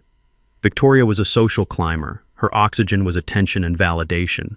Without the car, without the house, and with the viral video of her racist rant circulating online, she was suffocating.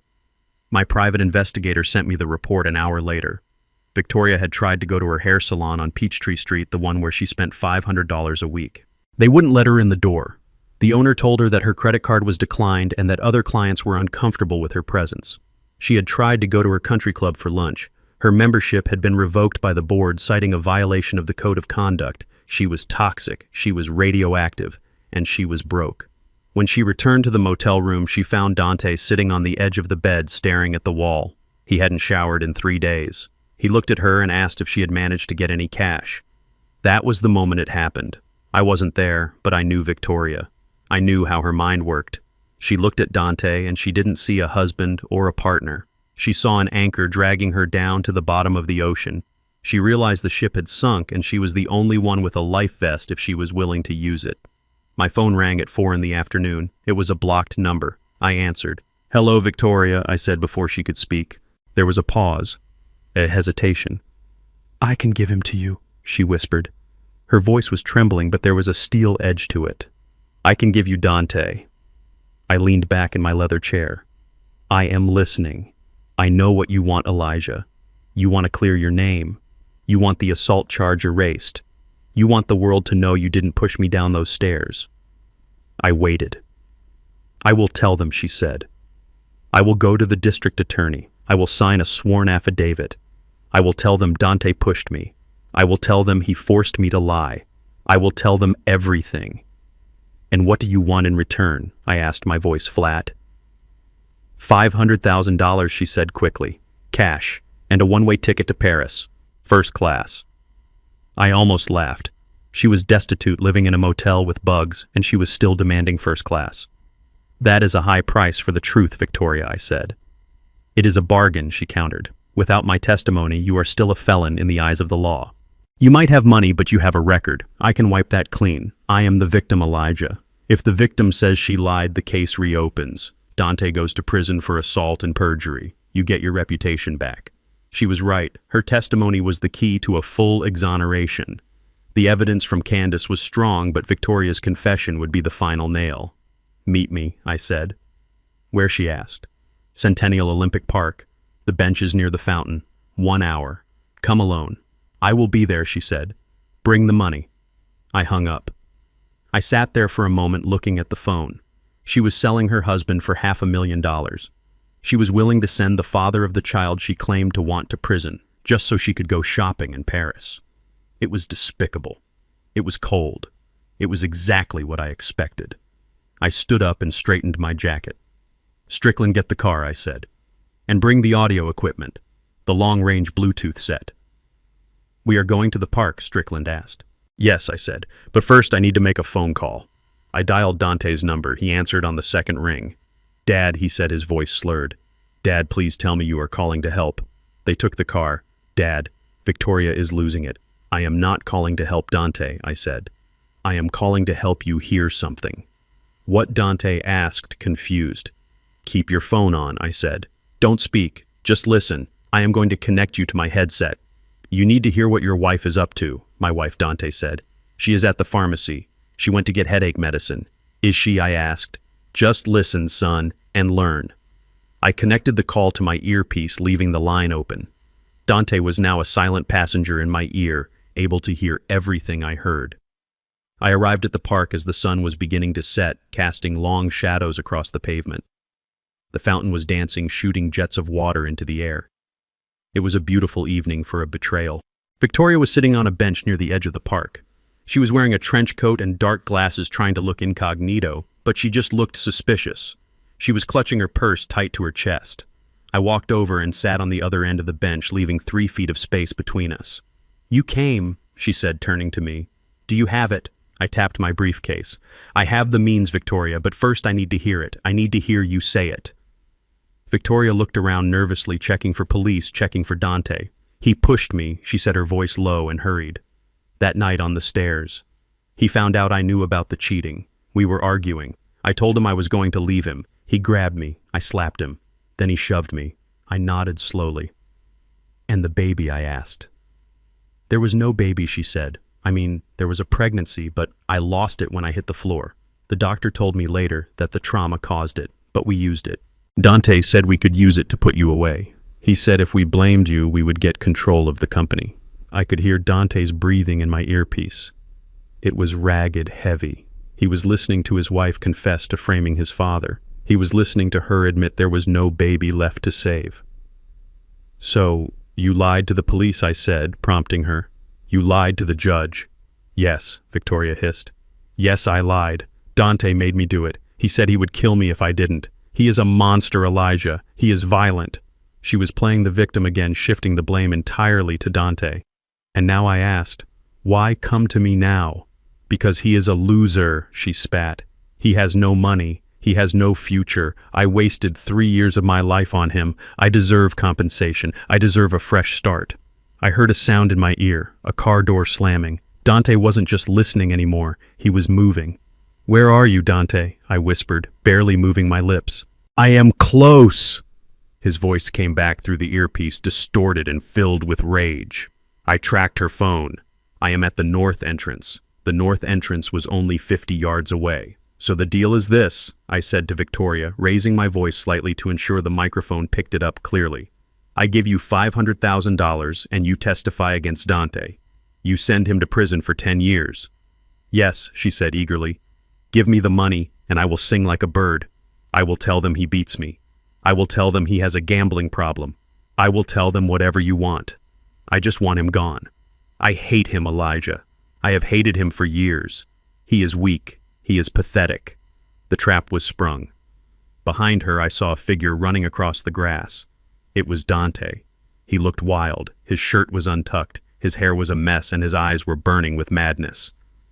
You witch! Dante screamed. Victoria jumped, spinning around. She saw him charging at her, and the color drained from her face. Dante, she gasped. What are you doing here? I heard you, Dante roared, closing the distance. I heard every word. You sold me out. You never loved me. You just wanted the money. He didn't stop running. He collided with her, knocking her off the bench. They tumbled onto the grass, a tangle of limbs and shouting. You lied to me, Dante screamed, grabbing her shoulders and shaking her. You said we were a team. You said it was us against the world. Victoria clawed at his face, screaming for help. Get off me, you psycho! Elijah, help me! Give me the money! I stood up and took a step back, adjusting my suit jacket. I watched them fight, rolling in the dirt like animals. It was tragic. It was pathetic. And it was exactly what I needed. Dante raised his hand and struck her. It was a hard slap that echoed through the park. Victoria wailed. He hit her again, fueled by the betrayal, fueled by the humiliation, fueled by the realization that his entire life was a lie. That was assault. In public. With witnesses. Police, drop it! A voice boomed from the tree line. Officers swarmed from the perimeter. I had called them 10 minutes ago, telling them I was meeting an extortionist and felt threatened. They had been watching the whole time. 3 officers pulled Dante off Victoria. He was thrashing, screaming obscenities at her. They slammed him onto the concrete, forcing his hands behind his back. You set me up, Dante yelled, looking at me as they cuffed him. You let me hear that. You wanted me to come here. I looked down at him. I just wanted you to know the truth, son, I said calmly. She sold you for a ticket to Paris. Victoria was sitting on the grass holding her cheek. Her lip was bleeding. She looked up at me, expecting me to help her, expecting the briefcase. The money, she whispered. You promised. I looked at her with disgust. I promised to listen. Victoria, I said, I never said I would pay. You just confessed to perjury and conspiracy to commit fraud in front of a police surveillance team. Her eyes went wide as an officer approached her, pulling her to her feet. Ma'am, you are under arrest for extortion and filing a false police report, the officer said. No, she screamed as they cuffed her. We had a deal. Elijah, tell them. I turned and walked away toward the fountain. There was no deal, I said to the wind. I watched as they were loaded into separate squad cars. Dante was still shouting, kicking at the window. Victoria was sobbing, her makeup running down her face in black streaks. They were finally where they belonged, in the back of a police car facing the consequences of their greed. Strickland walked up beside me holding the recording device. Did you get it all I asked? Every word, Sir Strickland said. The confession, the solicitation of a bribe, the assault. It is all here. Good, I said. Send it to the district attorney, and send a copy to the media. I looked at the empty bench. The sun had set. The park lights flickered on. Phase 3 was complete. Dante was in jail for assault. Victoria was in jail for extortion. Their alliance was broken, shattered by their own selfishness. But this wasn't the end. This was just the cleanup. The real trial was still to come. The retrial for my case. The one where I would clear my name once and for all. And Dante wouldn't be able to hide behind his wife anymore. He would have to stand alone. I walked back to the Bentley. I felt lighter. The weight of the injustice was lifting, but I still had a few loose ends to tie up. Dante had tried to hide assets. He had opened a shell company using my name. He thought he was clever. Tomorrow I would show him what happens when you try to outsmart the master. I got into the car. To the office, Strickland, I said. We have a hostile takeover to finish. The gavel struck the wood block with a sound like a gunshot echoing through the high ceilings of the Superior Court. It was a sound I had dreamed of for 730 nights while staring at the ceiling of my prison cell. But this time I wasn't the defendant cowering in an orange jumpsuit praying for mercy. I was the petitioner standing in a $3,000 suit demanding justice. My attorney Strickland stood tall beside me. We had filed a motion for a retrial based on new exculpatory evidence. The recording from the park where Victoria confessed to perjury and conspiracy was our battering ram. The district attorney, a man named Patterson, looked tired. He knew his office had been played 2 years ago. He knew he had put an innocent man behind bars based on the lies of a social climber and a gambling addict. But the system does not like to admit mistakes. It fights to protect its own ego. Dante sat on the bench behind the defense table. He was out on bail for the assault charge, his legal fees paid for by a public defender because I had frozen every asset he tried to touch. He looked thin. His eyes were darting around the room like a trapped animal. He wasn't looking at me. He was looking at Victoria. Victoria sat separately, her lawyer whispering in her ear. She looked pale, her face devoid of the makeup she used to plaster on like armor. She was facing charges for extortion, but today she was here as a witness. Her testimony was supposed to be the key to unlocking my shackles forever. Strickland cleared his throat and addressed the judge. Your Honor, we are here to present irrefutable proof that the conviction of Elijah Freeman was obtained through fraud, perjury, and a criminal conspiracy orchestrated by the alleged victim, Victoria Freeman, and her husband, Dante Freeman. We have audio recordings of a confession. We have witness testimony from a third party placing herself at the scene. We move to vacate the conviction immediately and restore Mr. Freeman's good name. The judge, a gray-haired man who looked like he had seen everything, leaned forward. I have reviewed the recording, Mr. Strickland. It is compelling, but a recording obtained in a public park during a heated confrontation is open to interpretation. The witness is here. Let us hear from her directly.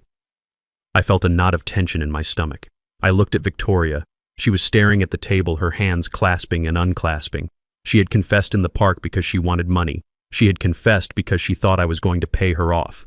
But I hadn't paid her. I had arrested her. I wondered what a woman like Victoria does when she realizes she has nothing left to lose. State your name for the record, the bailiff said. Victoria Freeman, she whispered. Strickland walked up to the witness stand. He moved with the confidence of a shark in shallow water. Mrs. Freeman, he began. Did you or did you not admit to Elijah Freeman 2 days ago in Centennial Olympic Park that your husband Dante pushed you down the stairs on the night of November 14th 2 years ago? The courtroom held its breath. Dante leaned forward, gripping the back of the bench in front of him. Victoria looked up. Her eyes met mine. For a second I saw fear. But then I saw something else. Spite. Pure, unadulterated venom. She realized that even if she told the truth now, she was still going to jail for extortion. She was still broke. She was still ruined. But she had one card left to play. She could make sure I didn't win completely. I said those things, she said, her voice gaining strength. But they were lies. Strickland paused. I beg your pardon. I lied in the park, Victoria said louder this time, turning to face the judge. Elijah Freeman lured me there.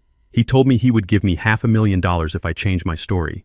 He told me he had men watching me. He told me that if I didn't blame Dante, he would hurt me. I was terrified, Your Honor. I said what he wanted to hear because I wanted to survive. A murmur rippled through the gallery. Dante let out a breath, his shoulders sagging in relief. He looked at Victoria with a sick kind of gratitude. They were doing it again. They were rewriting reality in real time. Strickland didn't flinch. He was a professional. Mrs. Freeman, you are under oath. We have police officers who witnessed the meeting. You demanded the money. You initiated the contact. He forced me to call him. Victoria cried, tears springing to her eyes on command. He has been stalking us since he got out. He evicted us. He humiliated us on television. He is a monster. He pushed me down those stairs because he hates me, and now he is using his money to try and rewrite history. The judge frowned, looking from Victoria to me. The narrative was getting muddy. The clear waters of truth were being silted up by her performance. If the judge believed her, or even if he just had enough doubt, he could deny the motion for a retrial.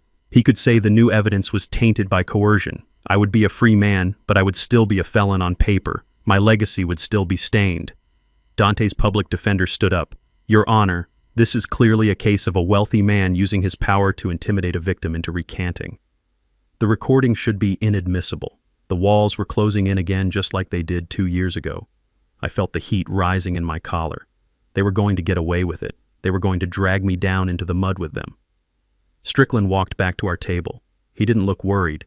He looked like a man who was holding a royal flush while his opponent bet the house on a pair of twos. He leaned down to me. "She went for the bait," he whispered. I nodded. "Proceed." Strickland turned back to the judge. "Your Honor, the defense anticipates that the witness might be unreliable given her history of deception. That is why we are not resting our case on her word alone. We have another witness." The judge raised an eyebrow. "I was not aware of another witness, Mr. Strickland." "We located him 48 hours ago," Strickland said. "He has been living in Guadalajara, Mexico for the past 2 years. We arranged for his transport and safety because he is the only person who saw the physical truth of that night before it was covered up." Dante frowned, confusion clouding his face. He whispered something to his lawyer. "The defense calls Dr. Marcus Aris Strickland," announced. The doors at the back of the courtroom opened. A man in a simple suit walked in. He looked nervous, clutching a briefcase tightly, but he walked straight to the stand. Dante's face went white. He knew him. Dr. Aris was the emergency room attending physician the night Victoria was brought in. He was the one who treated her. He was the one who signed the initial report. But then he had vanished. He quit his job at Grady Memorial 2 weeks after my conviction and disappeared. Most people thought he retired. I knew better. People don't retire to Mexico in the middle of a career unless they are paid to or threatened to. Dr. Aris took the oath. He sat down and adjusted his glasses. He wouldn't look at Dante. Dr. Aris Strickland said, "Can you tell the court why you left the country 2 years ago?" Aris took a sip of water. His hand was shaking. "I was paid," he said, his voice quiet. "I received a wire transfer of $50,000 into an offshore account, and I received a phone call telling me that if I wanted to keep my medical license and my knees, I should take a long vacation." "Who paid you?" Strickland asked. "Dante Freeman," Aris said. The courtroom erupted. The judge banged his gavel, demanding order. Dante was shaking his head, mouthing, "No, no, no." "And what did Mr. Freeman pay you to hide?" Strickland asked. Aris opened his briefcase. He pulled out a file. "The official report I filed was incomplete," he said. "I omitted certain injuries at the request of the family. They told me it was a domestic dispute and they wanted to protect privacy. But I kept the raw notes. I kept the photos we took in Trauma Bay 1. He held up a photograph. It was graphic. It showed Victoria's back. It was covered in purple and black bruising. "These are contusions on the scapula and upper thoracic region," Aris explained, pointing to the marks. "They are consistent with high-velocity impact against a hard edge like a stair tread. But here." He pointed to 2 distinct oval-shaped bruises on the front of her shoulders right near the collarbone. "These are thumbprints," he said, "deep tissue bruising. This indicates she was grabbed with significant force from the front and shoved backward. The trajectory of the fall combined with these marks proves the physics of the assault." Strickland let the words hang in the air. Dr. Aris Strickland continued.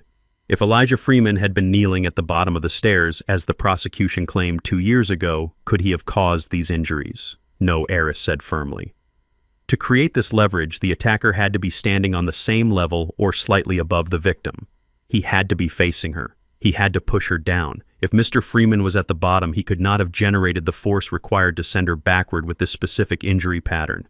"And who fits the profile of the attacker based on these injuries?" Strickland asked.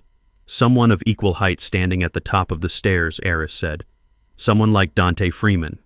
Victoria let out a sob. It wasn't fake this time. It was the sound of a trap snapping shut. Dr. Aris looked at the judge. "I was a coward, Your Honor. I took the money because I was in debt and I was scared. But when Mr. Elijah Freeman's investigator found me, he didn't threaten me. He offered me protection. He told me it was time to clear my conscience. So here I am." Strickland turned to Dante. "Mr. Freeman paid $50,000 to hide the fact that he assaulted his wife. He paid a doctor to falsify records. And he framed his father for a crime he physically could not have committed in the manner described." The judge looked at Dante. The contempt in his eyes was palpable. "Mr. Dante Freeman," the judge said, his voice cold, "you are hereby remanded into custody immediately. Your bail is revoked. This court will be recommending charges of witness tampering, bribery, and perjury to the district attorney." Dante stood up, panic overtaking him. "This is a lie," he screamed, pointing at Aris. "You paid him, Dad. You paid him to say this." Bailiffs moved in, grabbing Dante by the arms. He struggled, kicking and shouting. "I didn't do it," he yelled. "Victoria told me to. It was her idea." He was throwing her under the bus again. Even at the end, he was a coward. Victoria sat frozen. She knew it was over. Her testimony about me coercing her had just been proven false by the forensic evidence of her own injuries. She was trapped in a web of her own making. The judge turned to me. "Mr. Freeman," the judge said, his tone softening, "based on the overwhelming evidence presented by Dr. Aris and the corroboration of the recordings, I am granting the motion for a retrial. Furthermore, I am entering a directed verdict of acquittal. The state has failed to prove its case, and in fact the defense has proven actual innocence." He banged the gavel. "You are exonerated, Mr. Freeman. Your record is expunged effective immediately. You are free." The courtroom burst into noise. Reporters were shouting questions. My legal team was shaking hands, but I didn't celebrate. I didn't smile. I stood up and buttoned my jacket. I looked at Dante being dragged through the side door in handcuffs. I looked at Victoria being read her rights by a marshal. They were gone. The parasites were removed. I turned to Strickland. "Good work," I said. "Thank you, Sir," Strickland replied. I walked out of the courtroom a free man in the eyes of the law. But the war wasn't over.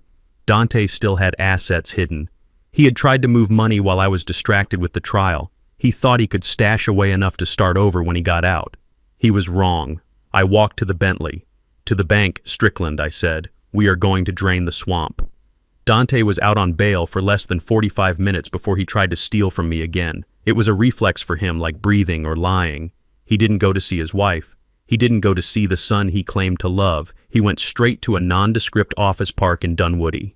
I sat in the Bentley watching the GPS tracker dot moving across the map on my tablet. Strickland was beside me on the phone with the forensic accounting team. "He is heading to the shell company," Strickland confirmed. "The one he set up 5 years ago. D-Free Enterprises. He thinks we don't know about the offshore accounts attached to it." I nodded. Dante thought he was clever. He had been siphoning off clients from Freeman Logistics for years, diverting small contracts to his own side business. He thought he had built a nest egg, a secret kingdom where I couldn't touch him. He thought that even if he lost the trust fund, he still had the $3 million he had skimmed sitting in a Cayman Island account. "Drive," I told the driver. We arrived at the office park just as Dante was running inside. He looked manic. His suit was rumpled from his night in jail and he was sweating through his shirt.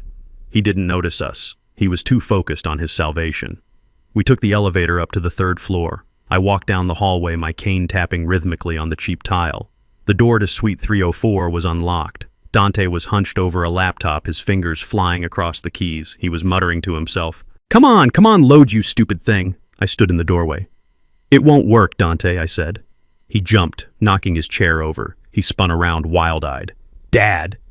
He gasped. "How did you find me?" I walked into the room. It was sparse. Just a desk, a chair, and a shredder that looked like it had overheated. "I never lost you, Dante," I said. "I knew about D-Free Enterprises 6 months after you started it. I knew you were stealing my clients. I knew you were undercutting my rates to build your own capital." Dante backed up against the window. So what he said, a desperate sneer forming on his face. "You can't touch this money. This is a separate entity. I am the sole proprietor. The trust has no jurisdiction here. This is mine. I earned it." "You stole it," I corrected. "But that is irrelevant right now." I walked over to the desk and looked at the laptop screen. He was on the login page for a Caribbean bank. The transfer button was grayed out. "Why isn't it working?" Dante asked, his voice cracking. "Why can't I move the money?" "Because I froze it," I said. "You can't." Dante screamed, "You don't have the authority. I am the owner." I reached into my jacket pocket and pulled out a document. It was old, yellowed at the edges. I unfolded it and smoothed it out on the desk next to his computer. "Do you remember this?" I asked. Dante looked at it. It was an employment contract. "This is my old contract," he said. "From when I started as a VP at Freeman Logistics 5 years ago." "So what?" "I quit." I tapped paragraph 12, section C. "Read it," I said. Dante squinted. He read it. Then he read it again. His face went from pale to ghostly white. "Non-compete and intellectual property assignment," he whispered. "Keep reading," I said. "Any and all business ventures created during the term of employment using Freeman Logistics contacts proprietary information or resources, including but not limited to client lists and shipping routes, are the sole property of Elijah Freeman." Any assets derived from such ventures are subject to immediate forfeiture upon termination of employment for cause. Dante looked up at me. You signed it, Dante, I said. You signed it 5 years ago because you were too arrogant to read the fine print. You thought it was just standard paperwork. You thought you were smarter than the old man. This holds up in court. Dante asked, his voice barely audible. Strickland stepped into the room. It holds up everywhere, Mr. Freeman, Strickland said. We filed an injunction an hour ago. A judge reviewed the contract and the evidence of client theft. He granted a temporary restraining order on all assets held by D-Free Enterprises. The Cayman Bank has already complied. Dante looked at the laptop, then at the contract, then at me. It is all gone, he whispered. Every dime I said. The $3 million you stole. The emergency fund. The escape plan. It all belongs to me now. Dante sank to the floor. He didn't cry. He just stared at nothing. He was finally truly empty. I watched him for a moment. This was the son I had wanted to hand my empire to. This was the boy I had taught to ride a bike. And he had turned into a thief who didn't even bother to read a contract. I picked up the laptop. We will be taking this, I said. Evidence. I turned and walked out, leaving him sitting on the floor of a rented office in a pool of his own failure. He had nothing left. No money, no family, no leverage. But the destruction wasn't finished. There was one more loose end. Victoria. While Dante was trying to salvage his stolen fortune, Victoria had been making moves of her own. She wasn't at the jail when Dante was released on bail. She hadn't come to the office. She had realized that Dante was a sinking ship and she had no intention of drowning with him. She had called a taxi from the courthouse. She had given the driver an address in Buckhead, the address of her parents. The Sterling estate was a monument to old money and pretension. Big white columns, manicured hedges, and a gate that kept the riffraff out. Victoria thought she could go back. She thought she could cry to her mother, blame everything on Dante, and be welcomed back into the fold of high society. She forgot one thing, the interview. I had Strickland pull up the security footage from the gate of the Sterling estate. I watched it on my tablet as we drove away from Dante's office. Victoria stood at the intercom. She looked ragged. Her hair was messy, she was wearing the same clothes from court, and she was carrying a plastic bag with her few possessions. Mom, let me in, she said into the speaker. It is Victoria. Please. I have nowhere to go. There was a long silence. Then the voice of her father, Mr. Sterling, crackled over the speaker. Go away, Victoria. Daddy, please, Victoria begged. You saw the news. Elijah is ruining us. I need help. We saw the interview, Victoria, Mr. Sterling said, his voice cold and distant. We heard what you said. Poor black fools. Is that what you think? That was a recording, Victoria lied desperately. It was fake. Do not lie to me, Mr. Sterling snapped. I know your voice. And more importantly, the country club knows your voice. The charity board knows your voice. We have been fielding calls all morning. We have been removed from the gala committee. People are canceling dinner plans. You have humiliated this family. Daddy, I am your daughter. You are a liability, Mr. Sterling said. We warned you about marrying him. We told you it was a mistake, but you didn't listen, and now you have dragged our name through the mud. We cannot be associated with you right now. Not until this blows over. When will it blow over? Victoria cried. I have no money. They took the car. I am homeless, Daddy. Then go to a shelter, Mr. Sterling said. Or go back to your husband. But do not come in here. The press is camped out down the street. If I let you in, they will think we condone your bigotry. Go away, Victoria. The intercom clicked off. Victoria stood there stunned. She pounded on the gate. Mom, please open the gate. No answer. She sank to her knees on the pavement. She was truly alone. Her parents, the people who had taught her to value status over character, had just discarded her to save their own reputation. It was poetic justice. She had treated me like a disposable resource, and now she was being disposed of. I closed the tablet. Where is she now? I asked Strickland. She is walking south on Piedmont, sir, Strickland said. She is on foot. Good, I said. Let her walk. Let her feel the pavement through her shoes. Let her see the city she mocked from the sidewalk instead of a Porsche. I felt a vibration in my pocket. It was a text from Dante. You win. What do you want? I smiled. He was finally asking the right question. I typed a response. Meet me at the house tonight. Bring Victoria if you can find her. I sent it. It was time for the final confrontation, the ending of the story. I wanted it to happen where it all began. In the house they stole. In the house they defiled. I had the deed. I had the keys. Tonight I would close the door on the past forever. We drove back toward the estate. The sun was setting, painting the sky in shades of bruised purple and angry red. It was fitting. When we arrived, the house was dark. The power had been cut. I had ordered that too. Dante was sitting on the front steps. He looked like a ghost. Victoria was there too, sitting a few feet away from him. She looked broken. They didn't speak to each other. They just stared into the darkness. I stepped out of the car. The headlights cut through the gloom, illuminating them like deer in the road. I walked up the path, my cane tapping against the stone. "You asked what I want, Dante," I said, stopping at the foot of the stairs. Dante looked up. His eyes were hollow. "I want you to leave," I said. "We have nowhere to go," Dante whispered. "I know," I said, "and I don't care." I pulled a set of keys from my pocket. They were the keys to the house. "This is my home," I said. "It always was. You were just guests who overstayed their welcome." Victoria looked up. Her face was streaked with dirt and tears. "Elijah, please," she rasped. "Just a loan, just enough to get a room. We will pay you back." I looked at her. I looked at the woman who had called my people fools. "No," I said. I turned to Dante. "But I am not a monster," I said. "I will give you one thing. A choice." Dante frowned. "What choice?" I reached into my pocket and pulled out a bus ticket. "Just one. This is a ticket to Detroit," I said. "One way. It leaves in 2 hours. There is a factory there hiring. Hard work. Minimum wage. But it is a job. And it is far away from here." I held it out. "And Victoria?" Dante asked. "I only have one ticket," I said. Dante looked at the ticket. Then he looked at Victoria. Victoria looked at him, her eyes wide with fear. "Dante, you can't leave me. We are married." Dante looked back at the ticket. He stood up slowly. His legs were shaky. He reached out and took the ticket from my hand. Dante Victoria screamed, scrambling to her feet. "You coward. You bastard." Dante didn't look at her. He looked at me. "Thank you," he whispered. He walked past me down the driveway into the darkness toward the main road where the bus stop was.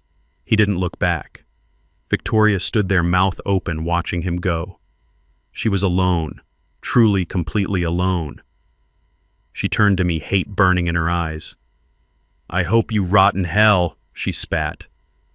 I smiled. "I already did, Victoria. I spent 2 years there. Now it is your turn." I turned my back on her and walked up the stairs to my front door. I unlocked it and stepped inside. I closed the heavy oak door and locked it. I was home. The house was empty, quiet, and dark, but it was mine. I walked to the window and looked out. Victoria was walking down the driveway, dragging her feet disappear into the night. She had no money, no family, no friends. She was a ghost. I took a deep breath. The air smelled of dust and victory. My son was gone. My daughter-in-law was gone. I had my grandson safe with his mother in Savannah. I had my company. I had my dignity. It had cost me 2 years of my life. But I had bought my freedom back. I walked into the kitchen and found a candle. I lit it. The small flame flickered, casting long shadows on the walls. Tomorrow I would start rebuilding. I would bring Leo here. I would fill this house with laughter and truth. I would teach him what it means to be a free man. But for tonight, I would just sit in the silence and enjoy the sound of my enemies losing. The rain came down in sheets, hammering against the roof of the estate like a drum roll for an execution. It was 2 a.m. on a Tuesday, exactly 1 week after I had offered my son a bus ticket to Detroit. He hadn't taken it. I knew he wouldn't. Dante was too proud to work and too weak to leave. He stayed in the city, sleeping in shelters, scrounging for food, and letting the rot in his soul turn into a festering need for violence. I sat in the high-backed leather chair in the center of the living room. The house was dark, save for the single lamp on the side table next to my glass of Pinot Noir. I wasn't sleeping. I was waiting. Strickland had called me 3 hours ago. His contacts on the street had tipped him off. Dante had been seen in the mechanics district buying a piece, a snub-nosed 38 special with the serial numbers filed off. He paid for it with his wedding ring, the last thing of value he owned. A desperate man with a gun only has one destination. I heard the glass break in the kitchen. It wasn't a stealthy entry, it was a smash and grab entry. The sound of a brick going through the patio door followed by the crunch of boots on broken glass. The security alarm didn't go off because I had disabled it. I didn't want the police to interrupt us. Not yet. Heavy footsteps came down the hallway, wet, dragging footsteps. I took a sip of wine and set the glass down on the coaster. Dante stepped into the living room. He was a wreck. His clothes were soaked and muddy. He had lost 20 pounds in 2 weeks. His eyes were sunk deep into his skull, surrounded by dark bruises of exhaustion. He looked like a ghost that had crawled out of a grave to haunt the living. In his right hand he held the gun. It was shaking violently. He saw me sitting there calm and composed, and he stopped. He raised the gun, pointing it at my chest. "You took everything," Dante rasped. His voice was a broken thing. "You took my life. You took my wife. You took my son." I looked at the gun, then up at his face. I didn't flinch. I didn't beg. "I took nothing, Dante," I said, my voice steady. "I recovered what was stolen, and I protected what was vulnerable." "You ruined me!" he screamed, the gun wavering. "I am starving, Dad. I am sleeping under a bridge. Look at me. This is your fault." "It is always my fault, isn't it?" I asked. "It was my fault when you failed math. It was my fault when you crashed your first car. It was my fault when you cheated on your wife. You have never owned a mistake in your life." "Shut up," Dante yelled. "Shut up. I am here to end it. I am going to kill you, and then I am going to take what is mine." "There is nothing left to take," I said. "The accounts are locked. The deeds are transferred. Even if you shoot me, you won't get a dime. You will just go to prison for life instead of 15 years. "I don't care," Dante said, tears mixing with the rain on his face. "I just want you gone. I want to stop seeing your face in my nightmares." He took a step closer. He was 10 feet away now, point-blank range. I leaned forward in my chair, resting my elbows on my knees. "Do it then," I said. Dante froze. He expected me to plead. He expected me to offer him money. "Pull the trigger, son," I challenged him. "Show me you have the conviction to finish something for once in your life." Dante's hand tightened on the grip. His knuckle turned white. He squeezed his eyes shut. "Goodbye, Dad," he whispered. He pulled the trigger. Click. The sound was small, but in the silence of the room it was deafening. The hammer struck the primer, but there was no explosion, no flash, no bullet. Dante opened his eyes. He looked at the gun in confusion. He pulled the trigger again. Click. He pulled it a third time. Click, click, click. He looked up at me, panic flooding his face, replacing the rage. "It is jammed," he stammered. "It is broken. It is not broken," I said, standing up slowly. "And it isn't jammed. It is empty. Or rather, it is full of duds." Dante stepped back, shaking his head. "How?" "You bought that gun from a man named T-Bone," I said, walking toward him. "T-Bone runs a chop shop on 4th Street. T-Bone also drives one of my trucks on the weekend. He called me the second you left his shop. I told him to sell you the gun.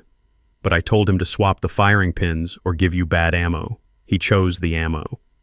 I stopped 2 feet from him. Dante was paralyzed by the realization that even in his darkest moment, I was still 2 steps ahead. "You are a child playing with toys, Dante," I said. "And I am tired of playing." Dante roared a sound of pure animal frustration and swung the heavy metal pistol at my head. It was a clumsy, wild swing. He forgot who I was before I was a CEO. He forgot that before I wore suits, I wore fatigues. I served 2 tours in the Marines before he was even a thought in the universe. I spent the last 2 years in a prison yard keeping young wolves at bay. I caught his wrist in midair. The shock on his face was satisfying. I twisted his arm outward, locking his elbow. He dropped the gun. It clattered to the floor. I didn't let go. I stepped in, pivoting my hips, and drove my shoulder into his chest while pulling his arm back. I heard the snap of the radius bone before he screamed. Dante hit the floor hard, writhing in agony, clutching his broken arm. He curled into a fetal position, sobbing into the rug. I stood over him, breathing calmly. I adjusted my cuffs. I picked up the phone on the side table and dialed 911. 911. "What is your emergency?" the operator asked. "There is an intruder in my home." I said, my voice flat. "He is armed. I have neutralized him. Send the police." I hung up. I looked down at my son. He was broken in every way a man can be broken. Physically, financially, and spiritually. Why he whimpered through the pain. "Why did you let me pull the trigger?" "Because I needed to know." I needed to know if you would really do it. if there was any part of my son left inside that shell. And I asked, you pulled the trigger, Dante. You tried to kill me. That is my answer. I walked back to my chair and sat down. I picked up my wine. I watched him cry until the sirens wailed in the distance. The blue lights flashed against the rain-streaked windows, painting the room in a cold, rhythmic light. The police arrived, guns drawn. They found an elderly man sitting calmly with a glass of wine and a younger man broken on the floor with a gun beside him. It was an open and shut case. Attempted murder, burglary, assault. They handcuffed Dante. He screamed as they pulled his broken arm behind his back, but I didn't flinch. I didn't look away. I watched them drag him out into the storm. The house was quiet again. The rain kept beating on the roof. I finished my wine. It was a good vintage. The trial was a formality, a spectacle for the city to watch as the final curtain fell on the Freeman tragedy. The courtroom was packed every day. People lined up around the block to get a seat. They wanted to see the fall of the prodigal son. Dante sat at the defense table, his arm in a cast, his face gaunt. He didn't have a high-priced lawyer this time. He had a public defender who looked overworked and resigned to defeat. Victoria sat a few feet away in her orange jumpsuit. She looked older. The stress had carved deep lines into her face. They didn't look at each other. The hatred between them was a physical force in the room. The prosecutor laid it all out. The fraud, the perjury, the conspiracy to commit murder on the mountain, the assault in the park, and finally the break-in at my estate. The evidence was overwhelming. The recordings, the text messages from Candace, the testimony of the doctor from Mexico, and the gun found on Dante's floor with his fingerprints all over it. When it was my turn to give a victim impact statement, I declined. I had said everything I needed to say to them. My silence spoke louder than any speech. It told them they were no longer worth my breath. The jury deliberated for 4 hours. It would have been less, but they probably wanted a free lunch. When the foreman stood up to read the verdict, the room went deathly still. We, the jury, find the defendant, Dante Freeman, guilty on all counts: attempted murder in the first degree, aggravated assault, perjury, fraud. We, the jury, find the defendant, Victoria Freeman, guilty on all counts: conspiracy to commit murder, extortion, perjury. The judge adjusted his glasses and looked down at them. Dante Freeman, you have shown a callous disregard for human life, including the lives of your own parents. You have squandered every opportunity given to you and chose a path of greed and violence. I sentence you to 15 years in the state penitentiary without the possibility of parole for the first 10. Dante closed his eyes and lowered his head. 15 years. He would be 47 when he got out. His life was effectively over. Victoria Freeman, the judge, continued, you were the architect of much of this misery. Your greed drove this conspiracy. I sentence you to 10 years in the state penitentiary. Victoria let out a wail that sounded like a wounded animal. She was dragged away, kicking and screaming, begging for mercy she had never shown anyone else. I walked out of the courtroom surrounded by reporters. They thrust microphones in my face, asking how I felt, asking if I forgave them. I ignored them. Strickland cleared a path to the Bentley. Take me to the facility, I said to the driver. We drove to the outskirts of the city, to the same gray concrete fortress where I had spent 2 years of my life. But this time, I wasn't going to the processing center. I parked on the hill overlooking the intake gate. I waited. An hour later, the transport bus rumbled up the road. It was a blue bird bus painted white with bars on the windows. It stopped at the gate. The heavy steel doors slid open, grinding against the track just like they had for me. I watched through binoculars. Dante stepped off the bus. He was shackled at the ankles and wrists. He was wearing the orange jumpsuit. He looked small. He looked terrified. He looked up at the guard tower, and then for a split second he looked up at the hill where my car was parked. I don't know if he saw me. It didn't matter. Victoria stepped off next. She was stumbling, crying, trying to wipe her face with hands that were chained to her waist. They were processed. They were searched. They were marched through the doors into the belly of the beast. The gate slid shut with a final resounding clang. I lowered the binoculars. It was done. The circle was closed. I had walked out of that gate and put them inside. Justice wasn't just blind, it was poetic. Drive, I said. Where to, sir? The driver asked. The preschool, I said. I need to pick up my grandson. The Bentley glided away from the prison, leaving the misery behind. We drove back toward the city, toward the life I had reclaimed. When we arrived at the private preschool in Buckhead, Candace was waiting. She smiled when she saw the car. She had done well. She had testified she had kept her head down and she was being a good mother. I had set her up with a house and a trust for herself. She was safe. But Leo ran to me. "Grandpa," he shouted, his little legs pumping as he raced across the grass. I crouched down and caught him. He felt solid and warm. He smelled like crayons and sunshine. I lifted him up and spun him around. He laughed, a pure, unburdened sound that washed away the last lingering filth of the prison cell. I carried him to the car. I buckled him into his car seat. "Where are we going?" Grandpa Leo asked, kicking his feet. "We are going to get ice cream," I said. "And then I am going to teach you something." What? Leo asked, eyes wide. "I am going to teach you how to be a man," I said. "A real man.